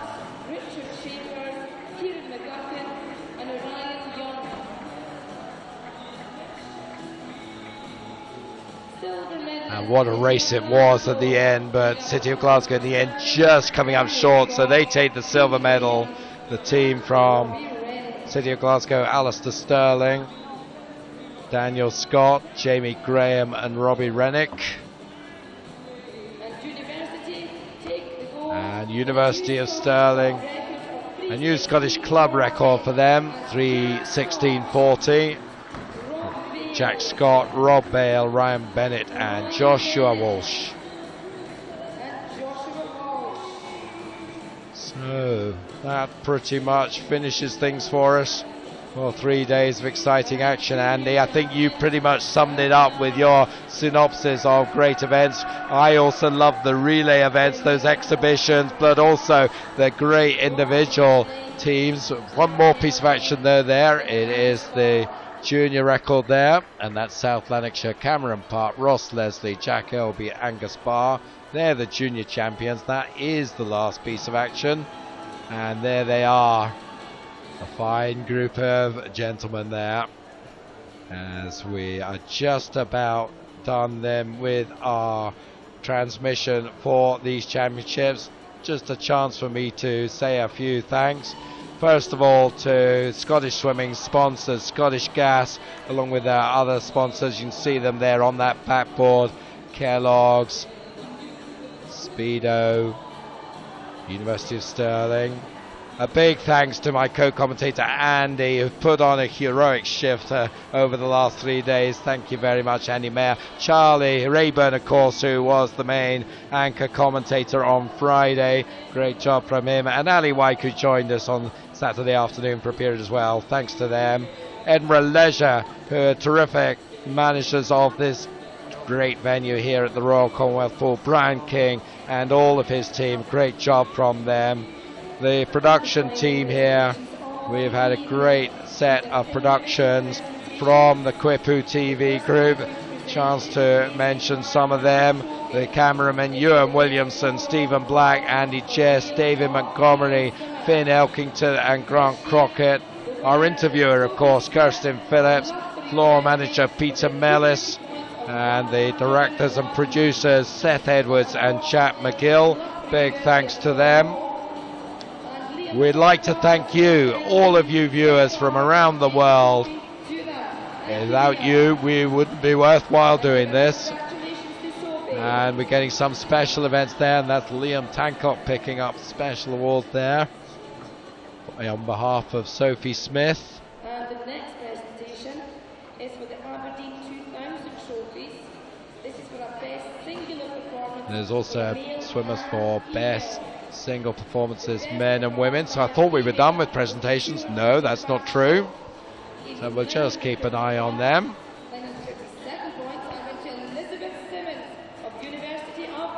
And very fittingly, the best overall female performance. There she is, Lizzie Simmons. What a week she's had. British records in the 50 and the 100 backstroke. A very convincing gold medal as well in the 200 backstroke. And a worthy top performer on the girls' side. And what a charmer she is too. Still got the top male performance to give you as well. And the 100 butterfly, also a British record, of course. Loughborough's Adam Barrett coming to get his, and Liam back to do the honours here. So, well done, Liam. Make sure it goes to the right home.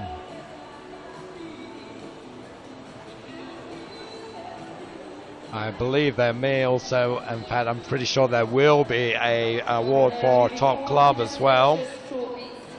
And that's around the best, in fact, junior performances before that, best junior performances. Lucy Hope at best, picking up the best junior women. So congratulations to her. There's her trophy. Alex Jordan, her coach, down in the borders. And Lucy, I'm sure, will be one who'll be hoping to make a mark in the next few months, get herself onto the team. Lots of competition in the backstroke. And the male junior performance for a swim in the 200 freestyle. One of many Scottish junior records he broke there. First swimmer, Duncan Scott. And there he is. Of course, after the end of December, he will move out of the junior ranks, but not before then. He's absolutely demolished the record book and pretty much single-handedly rewritten it across a whole range of events. Part, of course, from Solomon Butt on the backstroke. It would be very wrong of us to not recognise those performances. And I think we do then have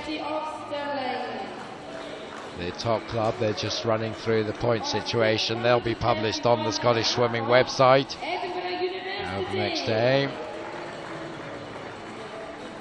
And winning the team cup on 770 points, Loughborough University. And here comes Liam for more silver.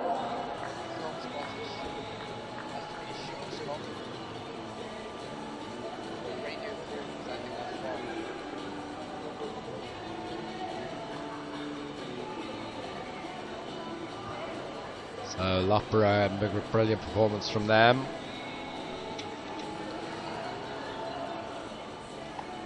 And I think that does bring us to the conclusion of proceedings.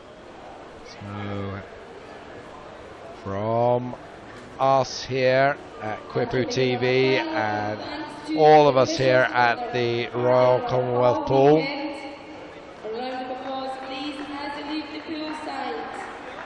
it is us for this year. We hope you have a really happy Christmas. So from me, Duncan McKinnell, my co-commentator Andy Mayer, we wish you a very happy Christmas. Thanks for joining us as we say for the final time, farewell from the Royal Commonwealth Pool. 2013 was great, but I'm getting ready to make 2014 even better.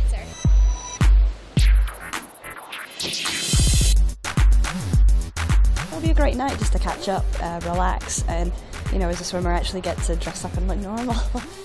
And then a chance to see lots of people from all around different parts of swimming and have a good evening with them. The awards ceremony was fantastic with most people turned out ever, so years to come it's just going to get bigger and bigger.